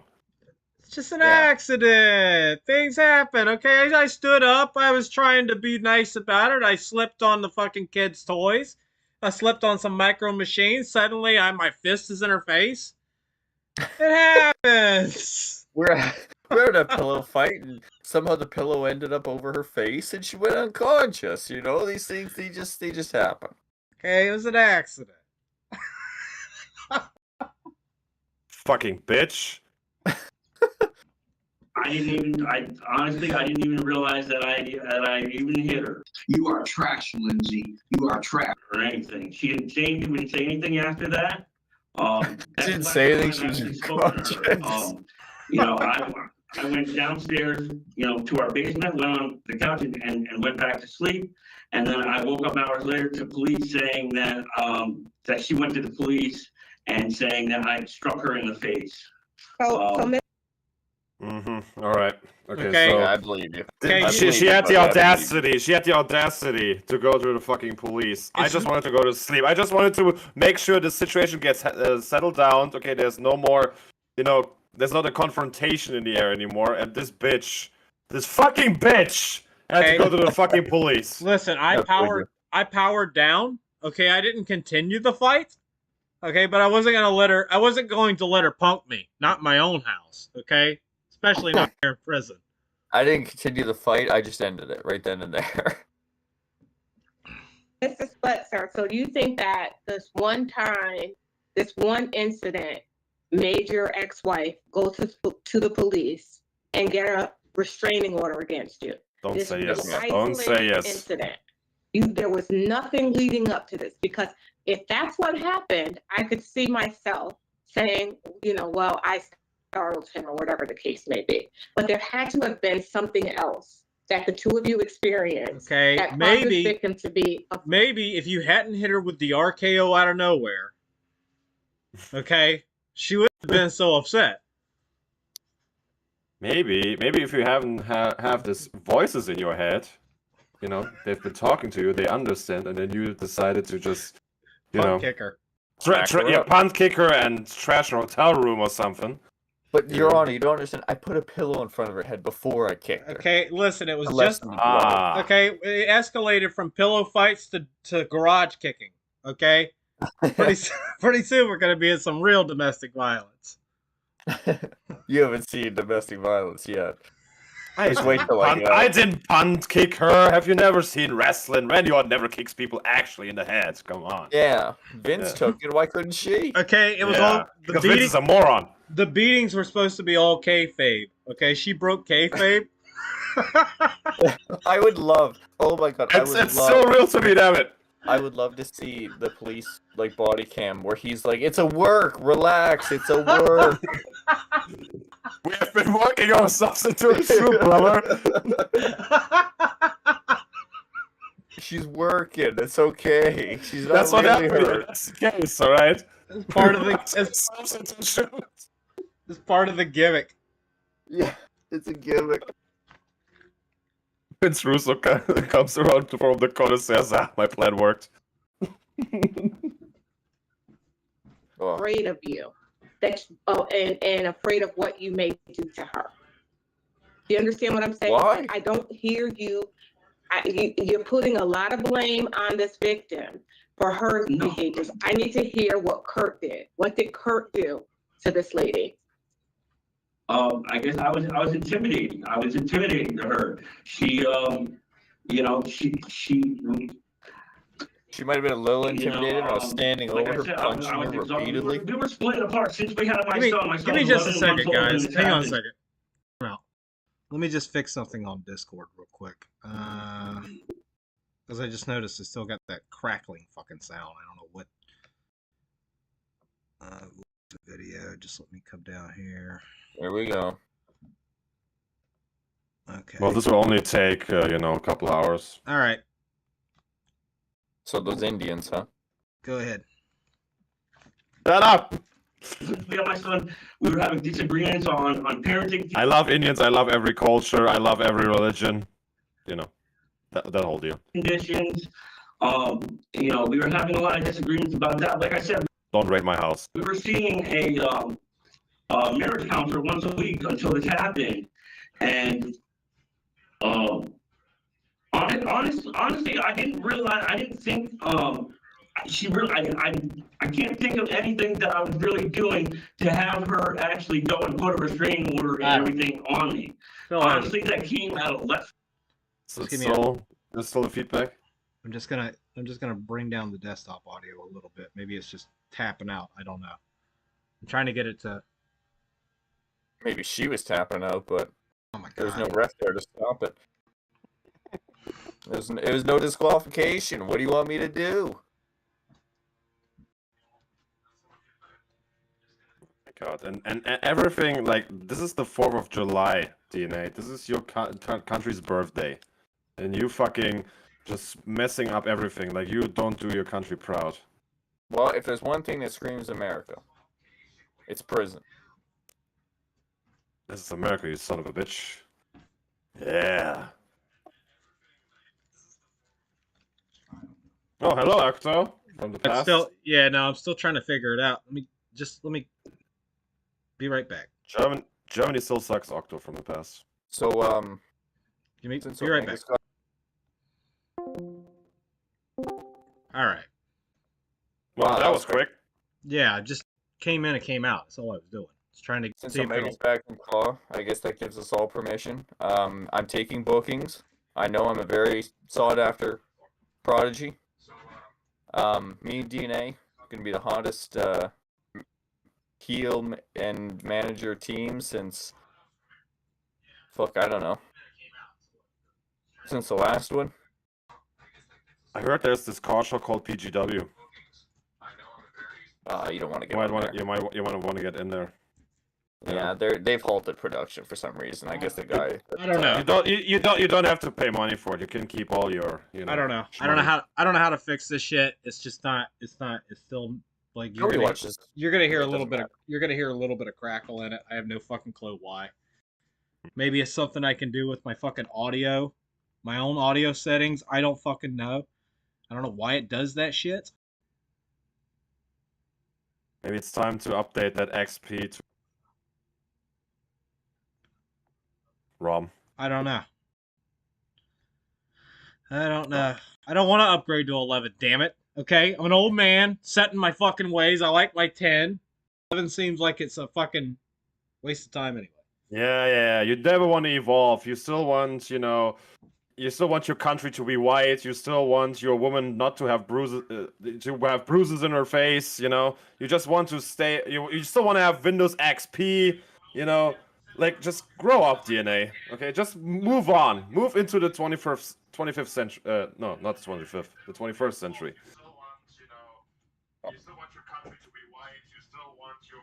Feel like Damn it. I really, Fucking bitch. I really don't understand where that came from. Okay. All right. And so that means that the divorce thing came out of left field too? Thank you very much. I'm sorry. Yes, everything came out of left field. Yes. So you don't Oh, think yeah. that there was I think I fixed it. anything Yeah, my that you've punch just done came to from the this- right side. I don't Yeah, know just where. check the stream. I'm pretty sure I fixed it. There's no more crackling sound.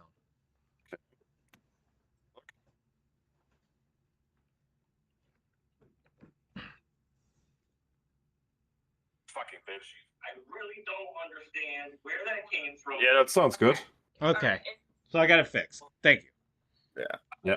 All right. I'm just upset that so much of Please. the stream had that crackling shit. Oh yeah, all our viewers will be.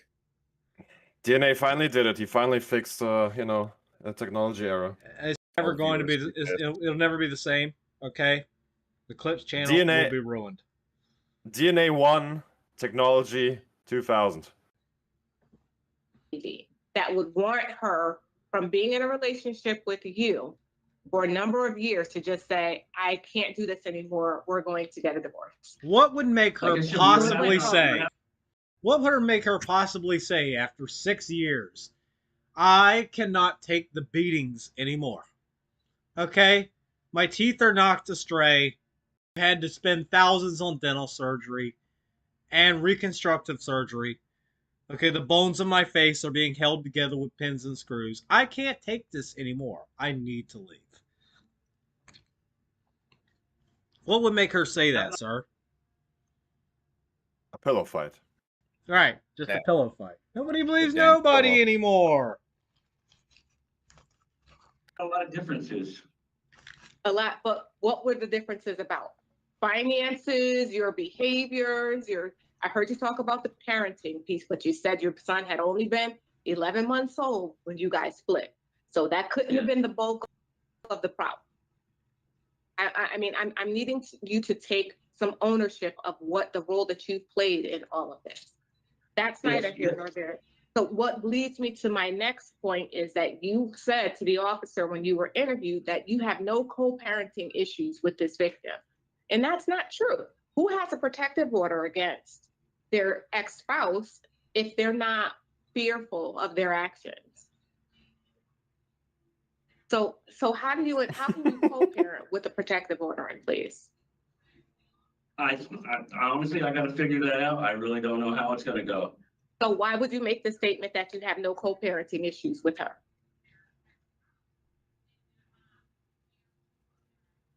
Oh, I'm saying I'm gonna take every legal avenue possible. I'm sure there's a way to have. That wasn't the question. That wasn't the question, though, sir. The question was, with this victim. Oh, he's getting angry. Look at that. Look at that position right here. He's about to take that fucking piece of paper, just smash it into the face of that fucking woman that's just speaking right now. He wants to hit some woman right now. How, sir? That's all. Explain me exactly how it is you're going to co-parent when you have a protective order against you until 2044. Were there any issues with her in parenting your child? And the question, yeah, there was, but you didn't. You said that there was not. So if for this victim to be I'm confused. it's okay. It's what I'm. Don't worry. I'm going to be a father like most fathers, absent from their children's life. That's how we're going to co-parent. Yeah, due to my drunken, violent tendencies and shit. Issues with your victim, He has changed DNA. and you answered no, but you clearly do. Yes. Yes, no, we definitely did. Yeah, I don't know why I said no. I don't know which one you're referring to. Maybe when it all happened that time. I don't know, but the Officer Williams came to see you, and he had a list of questions, and that was one of them. Nonetheless, let's move forward. I mean, all of these offenses, sir, you only have received one conviction, but they were a compilation of things. We didn't talk about your punching the officer in the face, you're acting foolish when you were apprehended by the police, like you just didn't want to be detained. You didn't talk anything about this nanny that was at your house with your son, who you terrorized because you were acting foolish outside that house, kicking the door, trying to get in. I mean, you didn't talk anything about your threats to your brother, saying that you should come to his job and punch him in the face because he didn't side with you in court. You didn't talk. Oh my God. You know what? Oh my I've God. really changed. Back then I was beating women, terrorizing my son, hitting cops in the face, and threatening my brother with violence. But I've changed since then. Okay, I made it. I came up. You know, I did some counseling. I formed a tag team with Arn Anderson, and since then, you know, I've changed a lot. There won't be any problems with co-parenting my son, just, you know, regardless of what the judge says. Talk anything about telling the officers that you were going to slit this lady's throat from ear to ear. I mean, it's a bunch of stuff, sir. Who says that stuff about people that they love and these officers who are trying to do their jobs? Okay, look, I had a pillow in my hands while I was threatening her, okay, with these words. I just had this pillow, and I wanted to just take this pillow and, you know, just think it's a knife, okay? I was not actually going to slip her throat open. Okay, so I threw a pillow at her, okay, and the pillow was actually a knife. What's your point? Exactly. Come on. All this over a pillow. I cannot go out here. I cannot get a parole because I fucking threw a pillow at her, and I imagine just killing her. Okay. Okay. If I thought this was America. Okay, if I'd have hit her with that pillow knife, then you know I would have had a GoFundMe. But there's no GoFundMe for me.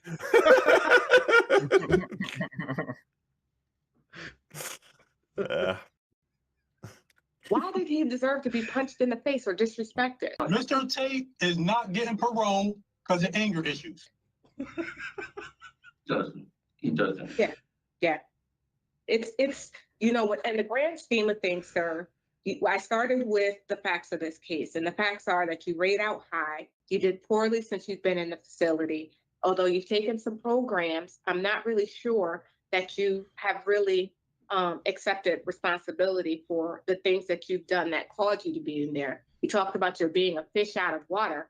How do you think your ex-wife felt in her own home unsafe because of you? I mean,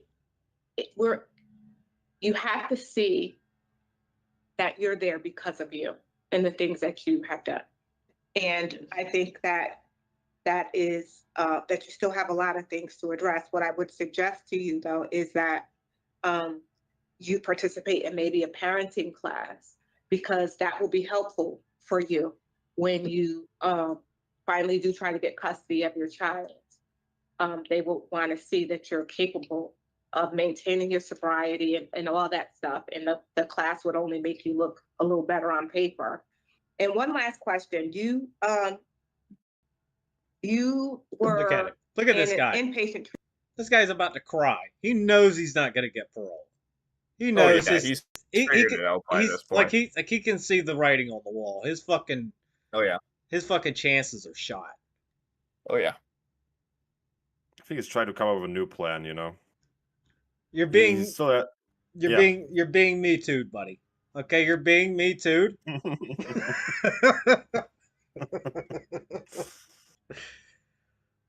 Treatment in 2018, right?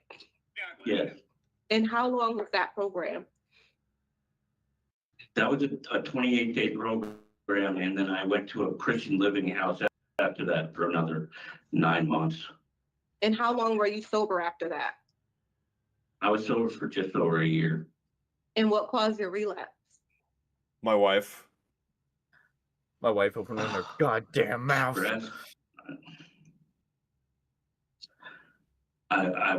Depression, and honestly, is what I've been dealing with my entire life. I was Oh depressed. my god! You know, I know when I'm dealing with bouts of depression.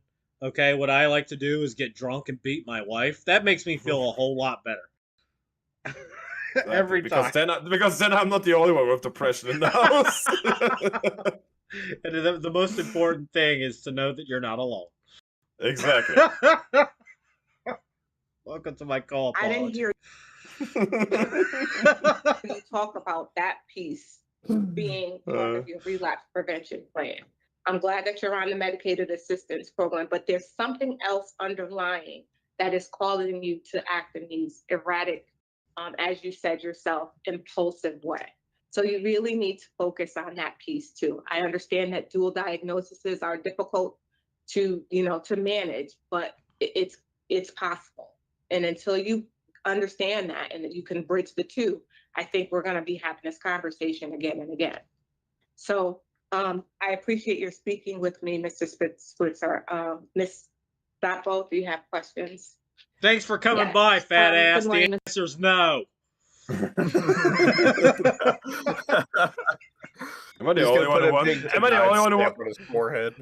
Am I the only one who wants to see DNA as a prosecutor in this fucking thing? I want to see That would DNA be as a judge. I want him to be the judge in the court case. Mr. Spitzer. You're a horrible person. Yeah. You fucking bitch slapped your wife. You're a disgrace to humanity. Get the fuck out of here. I've listened to what the jury has to say. They have found you innocent. However, you're a fat You are- son of a bitch, so you're going to prison. Fat son of a bitch. You dumb retard. You like Get beat- the fuck out of here. You like beating women fat? You like beating women fat ass? How about no? About no.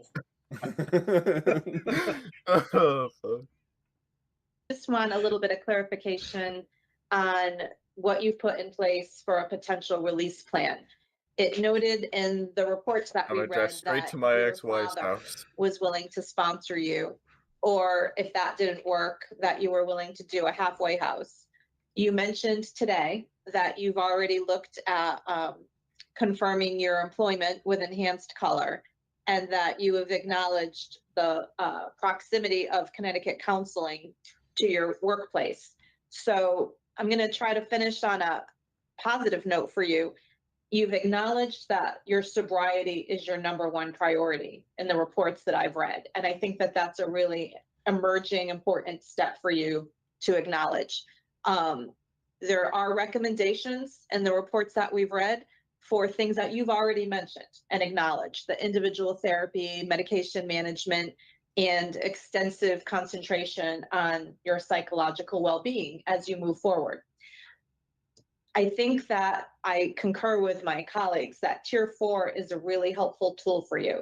Right now, you're within a structured environment where things, tend to happen according to a certain pace. And our job is to ensure suitability as you go back into the community. And it's for you to be successful. It's for you to be successful in whatever happens, in the long term with your relationship with your son, the relationship with the rest of your family. So this is a big deal right now, because it's, in essence, all the work that you're doing right now is setting you up for the future. So to my original point, tell me about your father, what he's bringing to the table in terms of acting as your sponsor, and what that looks like. What does a day in the community look like once you've been released at some point in the future? Well, my dad's planning to pick her up so that I can catch her on the other side with the cutter for the 3D through that table. Okay.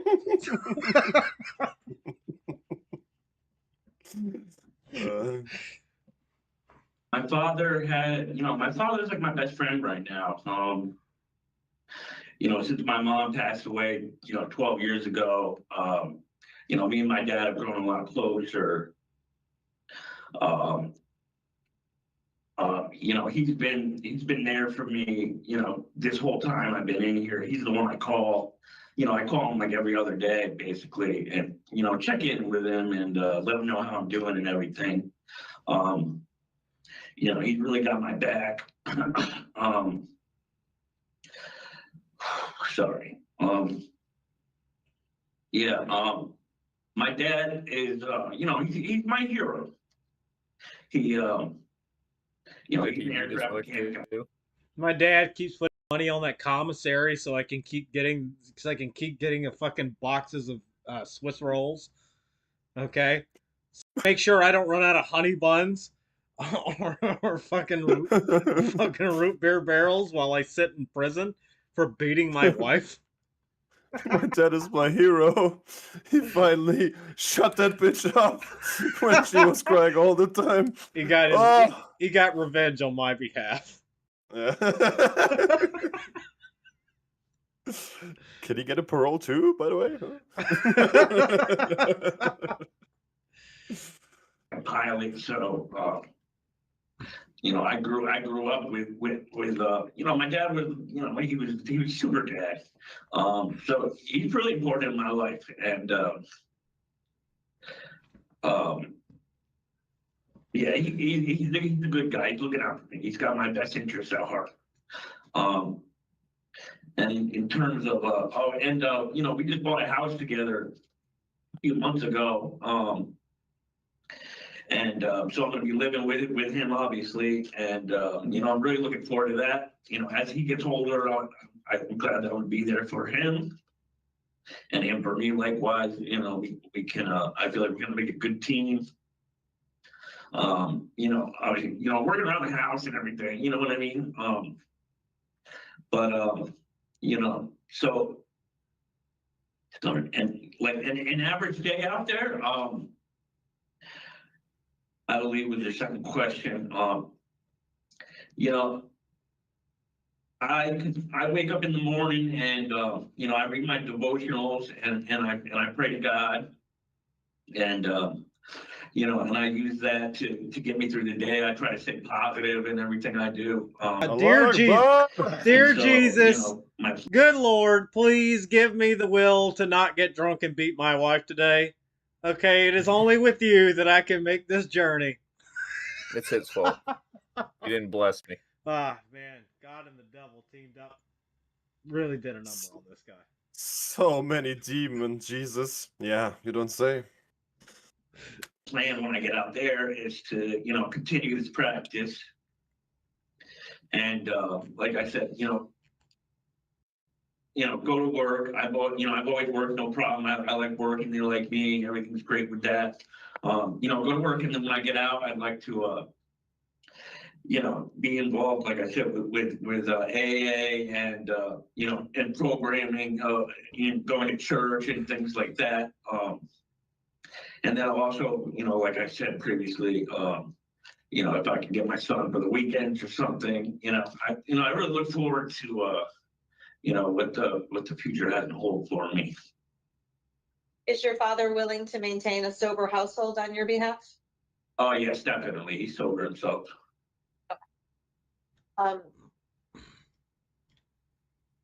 So I think, you know, my one piece of advice to you is to continue working and understand that, you know, it's true, one day at a time. And I would just advise you that your son is very young. And the good news for you is that he's not going to remember these early chapters of being a baby and being a toddler. You have an opportunity to become a better person, a better father, and frankly, a Once better the kid turns co-parent. 30, what? Well, maybe the kid will not remember his father doing all of that shit, but he will sure as hell will at some point get a video of his classmates showing his fucking father crying around and saying, "Oh yeah, I just had a pillow fight with mommy." Yeah. And what I meant with pillow fight is I punched her in the fucking face because I'm a fucking raging alcoholic. Somebody's gonna show this to him one day, and he's gonna have to sit there in shame, looking at his fat ass father beg for parole while admitting that he beat the fuck out of the kid's mother. Yeah, I'm sure he's just gonna get over that. Well, another school shooter was born. This is checking out. With the woman who's been doing the bulk of the work while you've been incarcerated. But it doesn't mean that you're going to come out and that's going to happen immediately. You know, I would encourage you to really maintain and have a stable foundation before you advance any type of, you know, court proceedings and everything else, because you have a lot of trust to restore with a lot of people, including your family. Sir, I noticed you're going to be. Here's what I would advise you to do. Make sure that you have a stable job, you know, and a stable home before you get drunk and go over there and start kicking a garage door. Okay, you got to make sure you have something to lose when you go over there and start kicking her fucking garage door. Be working with your brother. Hopefully, you've made peace with him after the outburst and stuff that you did, you know, a couple years ago in relation to this violation. You know, there's a lot of people who probably can be on your side, but you do have to continue to do the work. Thank you. Thank you, Ms. So at this time, Mr. Splitzer, we are done with our questions, returning the hearing over to our victim's advocate. Good morning, Mrs. Hamlet Williams. Hi, good morning. Thank you, panel. Thank you for having me. I do have a representative who will be reading a statement on behalf of the victim, and they are on with us Oh, he's not happy about this. Now It's not is even. your It's not even the opportunity. ex-wife. The ex-wife doesn't even want him to hear her fucking voice. She had to get somebody else to read a statement from her via an attorney. What if he's upset about that because he really looks like, oh my god, who the fuck is, or if he's just worrying that there's some stuff that's coming out that maybe or that will actually make sure that he doesn't get this parole. Because I mean the case is done, right? I mean, they're gonna well, here's the thing. Even if he had another parole hearing, they're gonna look at this parole hearing. Oh yeah. You know, so everything that gets put into testimony here goes into the next parole hearing. I don't even know how many years the guy got, but I'm pretty sure he's only been in prison a few months. You know, because he talked about buying a home only a few months ago with his dad. So obviously he was in prison from some point. For only a few months. And you may begin with your statement. Yes, good morning. My name is Chloe Skiatis. I represent Mr. Spletzer's ex-wife, Miss Monica. I believe that the statement has been submitted to this panel on Friday, January 24th of 2025, and that the panel is in receipt of the statement. I was planning to submit something to the board in addition to the statement, to the panel rather, if the panel is willing to.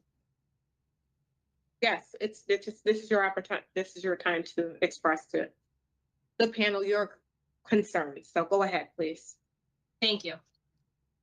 So I have the privilege of representing a very articulate young woman who has outlined her fears and concerns very well in her victim statement, which, as I mentioned, was submitted to the panel on Friday, January 24th of this year. My client is. Can I just interrupt for one moment? I'm so sorry. The statement that was submitted to the Office of Victim Services. It has not been presented to the board yet. This is the opportunity for that to happen. You may read that statement. They did. There are. It's in the. Yeah. I'm not certain if that's the same statement. I understood that there were some statements that was attached, but the statement that came to this office is the statement that will be presented on record today. Thank you, Ms. Williams. Okay, thank you. So this is the victim statement. My name is Mika, formerly Moira Catherine Spletzer. The chick had to fucking ex-wife change her name. The chick had to fucking change her name because this motherfucker was such a problem. Oh my god. All from a pillow fight. All from Unbelievable. fucking pillow fights. Yeah. Those pillows are real dangerous, you know. Victim of Kurt Spletzer. I write this victim statement to express that I am vehemently opposed to the possibility of parole for Kurt Spletzer. Kurt Spletzer is someone who cannot control his own behavior and is unaffected by the great risks of harm he inflicts upon others, including myself and our child. He is also extremely manipulative, determined, and a dangerous person, and I am worried that without supervision, he remains a danger. Before the birth of our son, Kurt was starting to slip into abusive behavior. He would often raise his hand towards me in a gesture of threatening to hit me and to scare me into submission. It began to get progressively more often around Christmas of 2022. All that when hand Kurt- raising. Okay, he would Throwing put his things hand straight out in front and walk with a stiff-legged manner. Dude, that's the fucking thumbnail of that fucking stream right there. Oh my goodness. The moment you realize your parole is getting denied. Yeah. Around our living room, nearly hitting our son with a toy that he threw and throwing me onto the couch. Sometimes This man's got a throwing problem. Here's your gift, son, you son of a bitch. He used to work on his aim. Okay, this man has a throwing problem. He's throwing pillows. He's throwing toys. He's like right out the pram. Right out the pram. What a man, baby. Throwing her on the couch. Here's your axe, son. You wanted an axe for Christmas, right? Oh, that's right here. Tickle me this, motherfucker. if he was very upset with me, he would raise his hand and get very close to hitting me, but would stop short and he would say, "Are you scared yet? Are you scared yet?" One day, Okay, like, okay. "What are I'm you sorry. Okay, I'm doing?" sorry. I'm sorry. This man is obviously big. Okay, like he's fat, but he's big. So I can He's a big I get- guy, yeah. This woman obviously will, she get her ass beat, obviously. But Are you still, are you this scared guy. yet? Are you I could- scared yet? But the way this guy is acting, I would just laugh my ass off fucking time, So how the fuck can you take this guy seriously? You know what, it's like when you catch a kid doing something they shouldn't, and they're like, "What? I had no idea." Are you scared yet? I don't Are know what you he's scared yet? I don't know what he's trying to do with this fucking acting. Caught with his hand in the tossing jar. Oh my god. in May of 2023, Kurt took his leg, wrapped it around my neck, and closed together both. And then did the overdrive, the old Carlito finish, the old MVP finisher. He gave her the fucking the what was that, the Devil's Triangle. Hell's Gate. Hell's Gate. Yeah. He put her in the Hell's Gate. Said tap out, bitch. Tap out. He was giving her the crippler crossface. When he transitioned to the sharpshooter, it was over. She had to call the police. Both his legs. While doing this, Kurt said, "Are you gonna call the cops yet?" When I did get the cops involved, it was after Kurt hit me the Friday of Mother's Day weekend in 2023. Mother's Day. Okay, Kurt running. also began Just a running Superman punch. Wham! Wham! to stare at me. He gave her the finger. They gave her the finger poke of doom, and she went down with a 3. Bitch, wife, acknowledge me. You should have kicked out. Okay, wife, you should have kicked out. You didn't. You obviously didn't practice. When I swang, you should have gone under and hit me with a clothesline. He's sitting there going, "Well, I didn't hit her with a leg drop, brother." I didn't finish her off. Because she didn't finish me off. Often using my credit card to pay for gambling habits. Oh, of course. Of course. That No, also happened there. he can't just be a substance abuser, a drunk, a wife beater. He's also got to be a gambling addict. Let me He's guess. a gambler, yeah. I mean, like we just gonna pile on. Maybe next he's a fucking kitty diddler. Fucking knows. You know, where else could this go? Or even worse, an Aussie. Yeah. Oh my god. His wife knew it was over when he started to hulk up.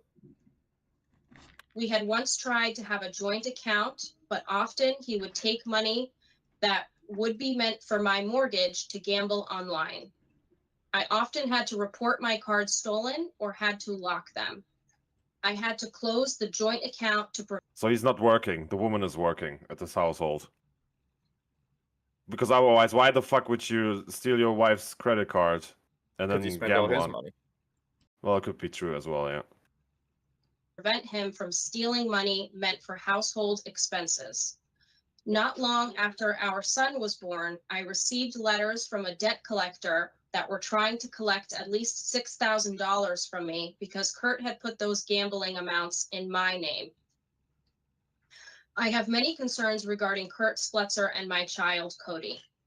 Specifically, I have great concern over Kurt kidnapping Cody and any form of unsupervised access to my child. Not only would allowing such access increase the likelihood that he would be able to abscond with Cody, but Kurt's mental instability combined with his extensive history of substance abuse, which has led to seizures, makes him unfit and incapable of appropriately caring for my minor child, who is 2 years old. Kurt has also admitted to heroin use, and I have seen him inhale compressed air and use marijuana habitually. In March of 2023, after EMTs and paramedics responded to our home and everyone left, he had a seizure due to inhaling compressed air. DCF knows that Kurt was high on fentanyl the night before the civil case proceeding in May of 2023. DCF does not think that Kurt should be alone with Cody. Kurt has a history of disappearing in the middle of the night from the house and failing to return for many hours, both before and after the birth of our son. Often he would leave the front or back door unlocked and the house security system unarmed. Kurt even was very limited with his interaction with Cody ever since Cody was born. He would barely play with Cody, hardly ever change a diaper, rarely feed him, never made any of Cody's food, helped only once or twice at night. Kurt never really went to more than 1 or 2 doctor's appointments.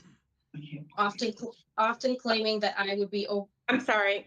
Just give us 1 second. Mr. Spletzer, will you please, you're distracting with the mouthing that you're doing. I'm sorry. Please just listen.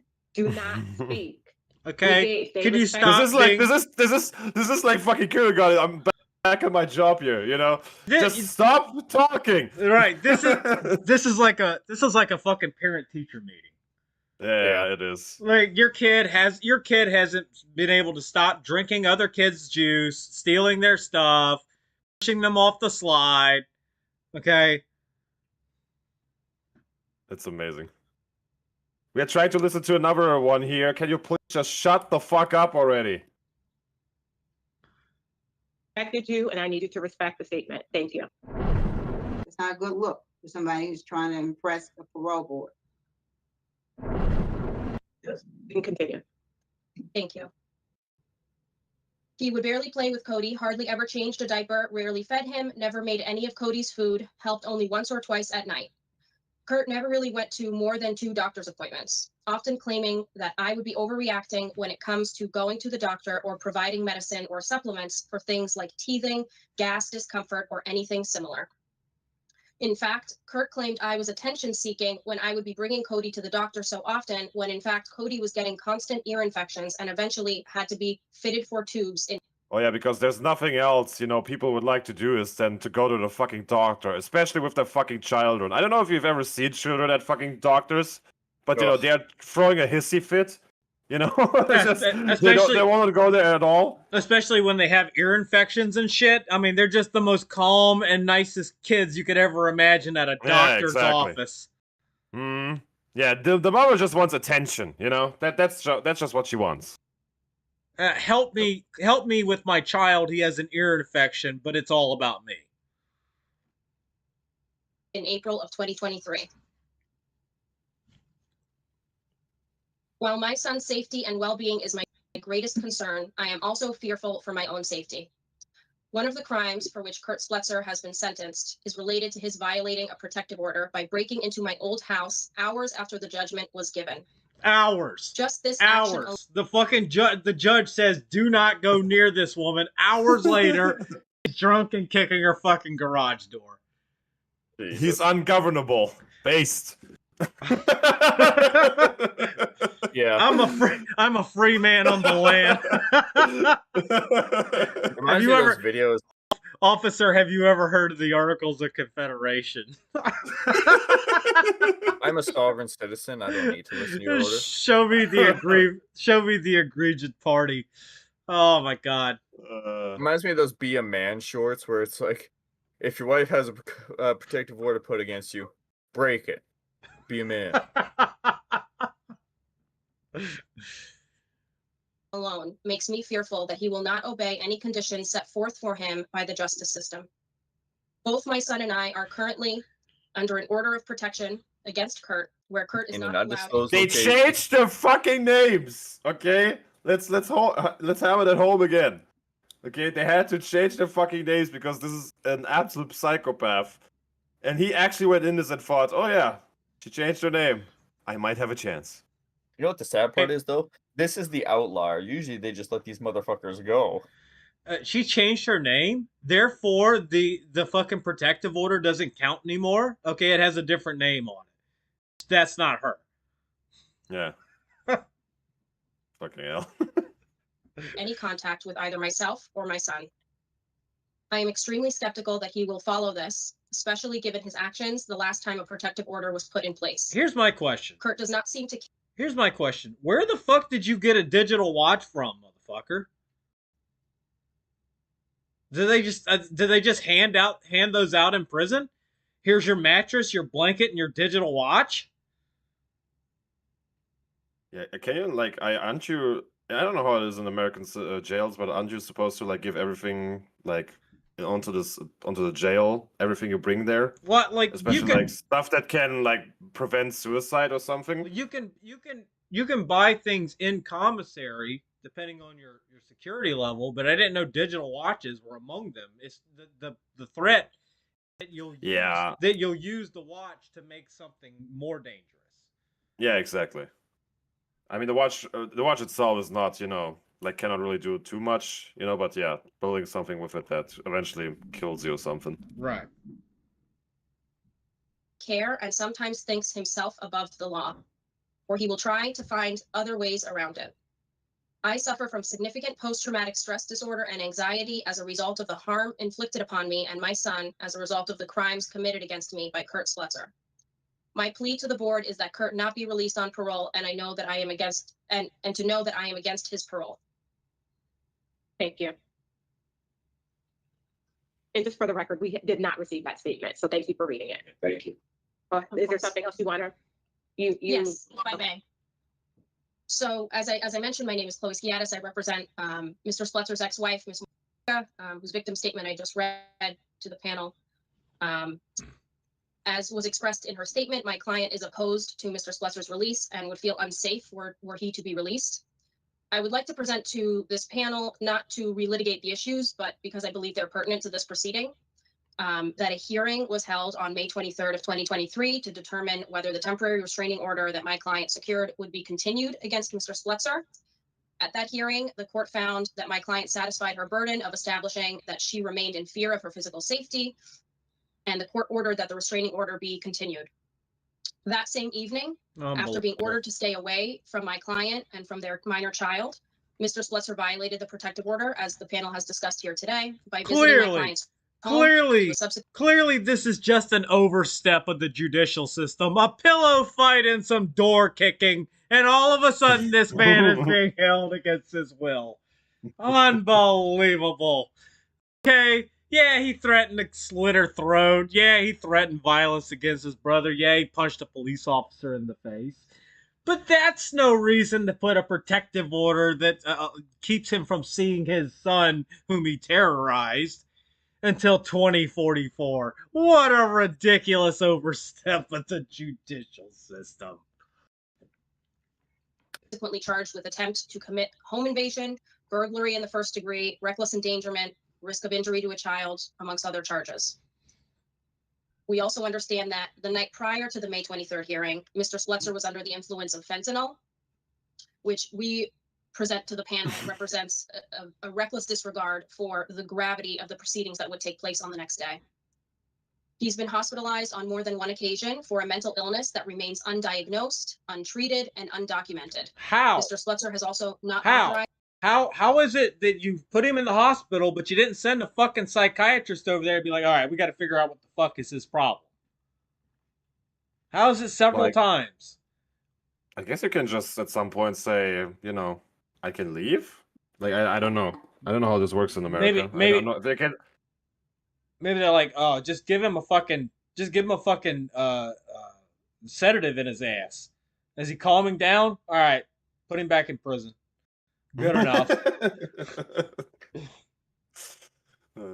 He's talking about pillows all the time. We don't know what his fucking illness is. Us to become aware of what led to his hospitalizations with respect to his mental illness. We present to the panel that he has been uncooperative throughout this process, that he hasn't done anything to help us or anything to help himself, and we believe that he is in denial of his drug addiction. In short, we don't believe that he would live up to the terms of his parole if he were to be released. And considering his history, we don't want to take the risk that Mr. Slutzer will not violate the terms of his parole, and we would advise the Department of Corrections and this panel not to take that risk either. Thank you. Thank you very much. Can you spell your last name for us, please? Sure, it's Skiatis. I'm sorry, what was your first name? Chloe. Chloe? C-H-L-O-E. L-O-E. And I'm sorry, could you just spell your last name one more time? Of course. S-K-E-A-T-I-S. Thank you. Thank you. Thank you, Mr. Rodriguez. Mrs. Williams, is that it for the victim statements? Yes, thank you so much, Madam Chair. Thank you.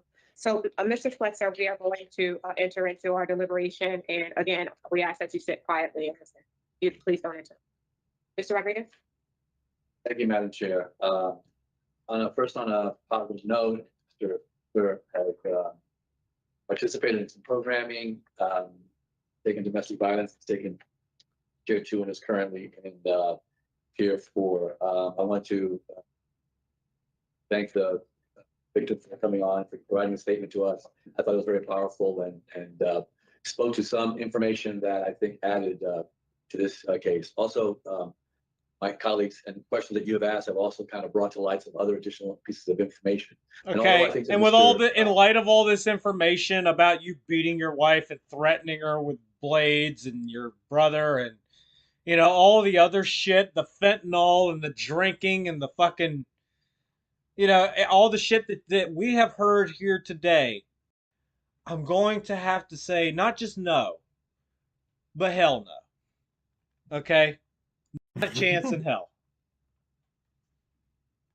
No way of getting out again, my friends. Ah, You Crassus, can sit here, get more fat, buy more watches. did Crassus All leave right. or is he still here? I'm still here. Oh, okay. I just didn't hear you say anything lately. That's because I wasn't. Because he's, you know, searching on OnlyFans. I was on my phone. Yeah. Managing his girls' OnlyFans. He was stalking that fucking lawyer's name, you know, when she when she spelled her name out, he was like, huh, maybe she's a fat Virgil's emo. lawyer. Yeah. He's gonna need to sue Spencer. Virgil Snow.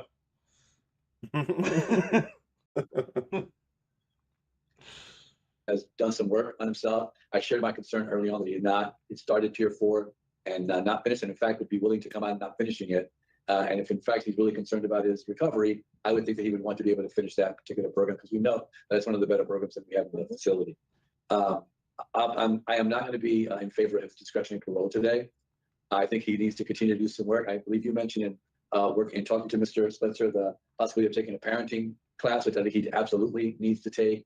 There may be some other additional programs that I think he needs to be able to put under his belt before coming out. He does have 5 years of probation upon completion of his sentence.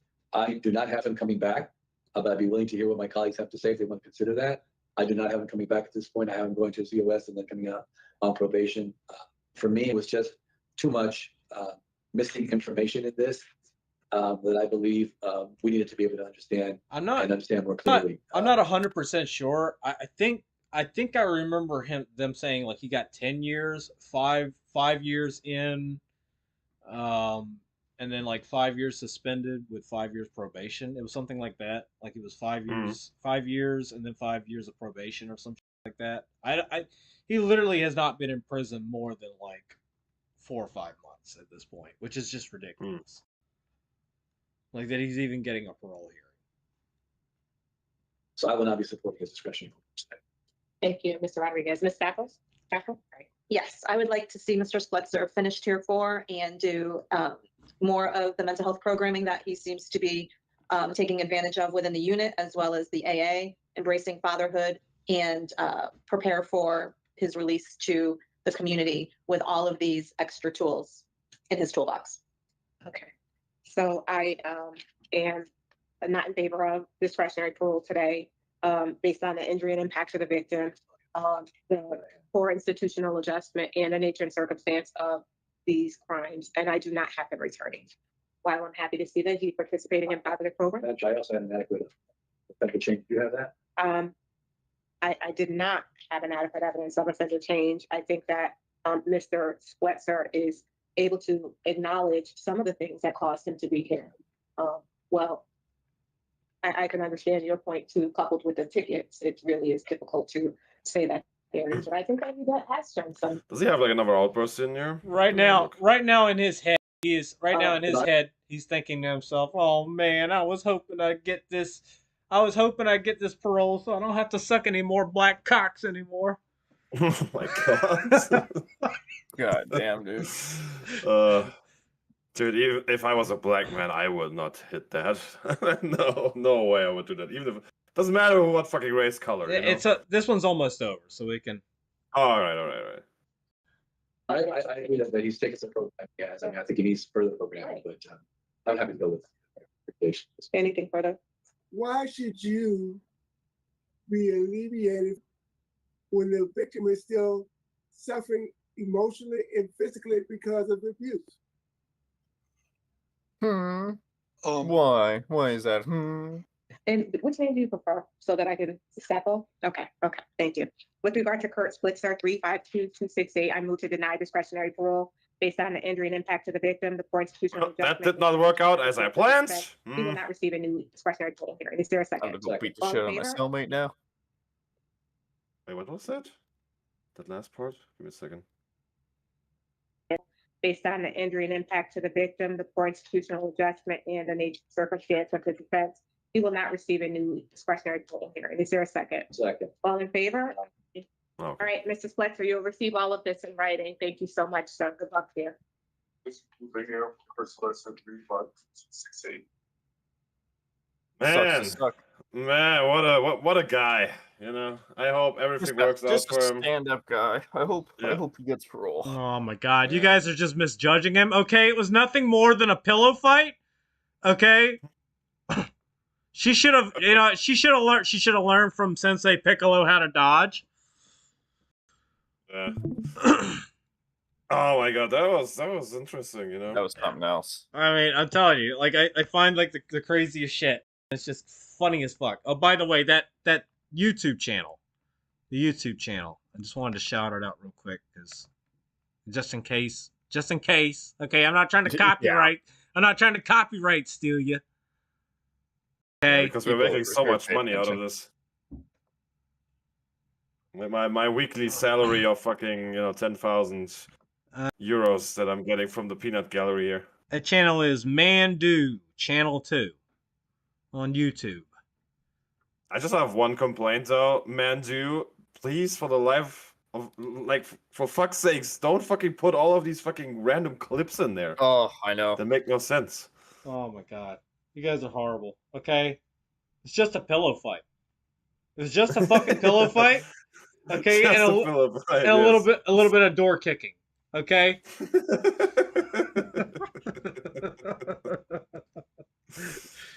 That's what I got out of this today. Okay, this man has been railroaded by the justice system for a pillow fight and some door kicking. Nothing else.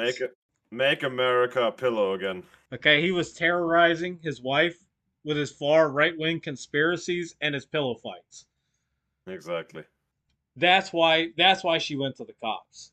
Okay? It was only an accident, okay? It was only an accident that I made sure my ex-wife changed her fucking name. Okay, for 6 years, she took the beatings, and then one day he said he was voting for Trump, and that was it. She had to go to the cops. All of a sudden, these beatings were intolerable. Right fucking winger right there. It's all the right winger, all the right wingers. We need to fucking lock them up, For January 6th. For Okay. January 6th, yeah. I think For we can BLM. wrap up after that. Oh my god. All right. America's back, guys. It's back and better than ever. Okay? After this stream,